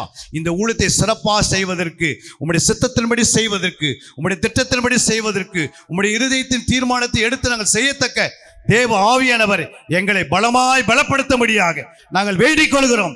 இந்த பகுதியை ஆசீர்வதிப்பீராக. இந்த பட்டணத்துக்கு விரோதமாய் கிரியை செய்கிற எல்லா பொல்லாத ஆவிகளை இயேசு கிறிஸ்துவின் நாமத்தில் நாங்கள் கடிந்து கொள்கிறோம். ரபா ரபா ரபா ரபா இக்கரபாலா ஷக்கலகதிரே ரபா. ஆண்டவரே, சபையிலே ஆண்டவரே பரிசுத்த பிள்ளைகள் பரிசுத்தமாய் ஜீவிக்க உதவி செய்வீராக. நீதியின் பிள்ளைகளா வாழ உதவி செய்வீராக. சபை வளர்ச்சிக்காக நான் ஜெபிக்கிறோம். அவருடைய தனிப்பட்ட வேலை தேவைகளுக்காக ஜெபிக்கிறோம். குடும்பங்களுக்காக ஜெபிக்கிறோம். ஆண்டவரே, உம்முடைய நாம மகிமைக்காக எங்கள் மத்தியில் அசைவாடுவீராக. வந்த ஒவ்வொரு மேலும் உம்முடைய அபிஷேகத்தை ஊற்றுவீராக, பலப்படுத்துவீராக. இருக்கிற எல்லா சுகர் வியாதிகள் நோய்கள் சரித்து விட்டு எரித்து சாப்பிடாதபடியாக ஜெபிக்கிறோம். அப்பா, உம்முடைய கரத்தை நீட்டி ஒவ்வொரு ஊழியர்கள் மேல் வைப்பீராக. உம்முடைய கரத்தை நீட்டி, உம்முடைய பரிசுத்த கரத்தை நீட்டி ஒவ்வொரு ஊழியர்களை விடுதலையாக்குவீராக. ஊழியர்கள் வளர்ந்து பெருகட்டும். ஆண்டவரே, சோர்ந்து போய் வந்திருக்கலாம், பலவீனமாக வந்திருக்கலாம், என்ன செய்வதென்று வந்திருக்கலாம். ஆனால் இன்னிலிருந்து அவர்கள் ஊழியம் 1000 மடங்கு உயர்த்தி ராஜ்யத்தை கட்டி எழுப்ப, அவருடைய தேவைகளை சந்திக்கப்பட, தேவைகள் பரிபூரணம் அடைய, கட்டப்படாத சபைகள் கட்டி முடிக்க, வாங்கக்கூடாத இடத்தில் சபைகளை வாங்க எல்லா வழிவாசல் திறப்பீராக. ஆண்டவரே, ஐயாவுடைய அந்த ட்ரஸ்டுக்காக நான் ஜெபிக்கிறோம். பரத்திலிருந்து ஜோதிகள் பிதாவினத்திலிருந்து உங்களுடைய தூதர்களை அனுப்பி அதிகாரிகளை சந்தியும். ஆண்டவரே, அதிகாரிகளை சந்தித்து நீதி நியாயத்தை நிலைவரப்பட உதவி செய்வீராக. தேவராஜ்யம் கட்டப்பட நீ உதவி செய்யுங்க. உன் நாமத்தை மகிமைப்படுத்துவீராக. ஒவ்வொரு ஊழியர்களையும் பேர்ப்பராக ஆசீர்வதிங்க. ஊழியக்கார அம்மாவைகளை ஆசீர்வதிப்பீராக. அவருடைய விசுவாசிகளை ஆசீர்வதிப்பீராக. அவருடைய உடன் பிறப்புகளை ஆசீர்வதிப்பீராக. ரட்சிக்கப்படாத ஆண்டவரே, சபையில யாரெல்லாம் ரட்சிக்கப்படாத கணவர்கள் இருக்கிறார்களோ, ஆண்டவரே, குடிக்கார கணவர் யாரா இருந்தாலும் மனம் திரும்ப வேண்டும். விபச்சார கணவர்கள் மனம் திரும்ப வேண்டும். வேசித்தனத்துக்குள் இருக்கிற கணவர்கள் மனம் திரும்ப வேண்டும். ஆண்டவரே, உம்மை ஏற்றுக்கொண்டு சபையிலே நிரப்பப்பட, இந்த பட்டணத்திலே உம்முடைய மகிமை பெருகணும், உம்முடைய ராஜ்யம் கட்டப்படணும். எல்லா தேவைகளையும் நிறைவேற்றுவீராக. நாம மட்டும் மகிமைப்படட்டும். இந்த நாளில் ஆண்டவர் அடியனை கொண்டு வந்து இந்த அற்ப புரோஜனம் அல்ல ஊழியக்காரன் பேச வேண்டிய காரியத்தை நீர் பேசினீர், நாங்கள் கேட்டோம், எனக்கும் பேசினீர், வந்தவர்களையும் பேசியிருக்கிறீர். நாங்கள் கேட்ட வசனங்களை விட்டு விலகாதபடிக்கு அதில் நிலைத்திருந்து ராயத்தை கட்டி எழுப்பி ஆண்டவர் நல்ல ஒரு இளைப்பாறுக்கு நாங்கள் போக எங்களுக்கு உதவி செய்வீராக. எல்லா துதி கனம் மகிமை உமக்கு எடுக்கிறோம். இயேசுவின் நாமத்தினாலே பரிசுத்த ஆவியாக ஒத்தாசை ஜெபிக்கிறோம் எங்கள் ஜீவன் நல்ல பிதாவே, ஆமென். அல்லேலூயா, அல்லேலூயா, அல்லேலூயா.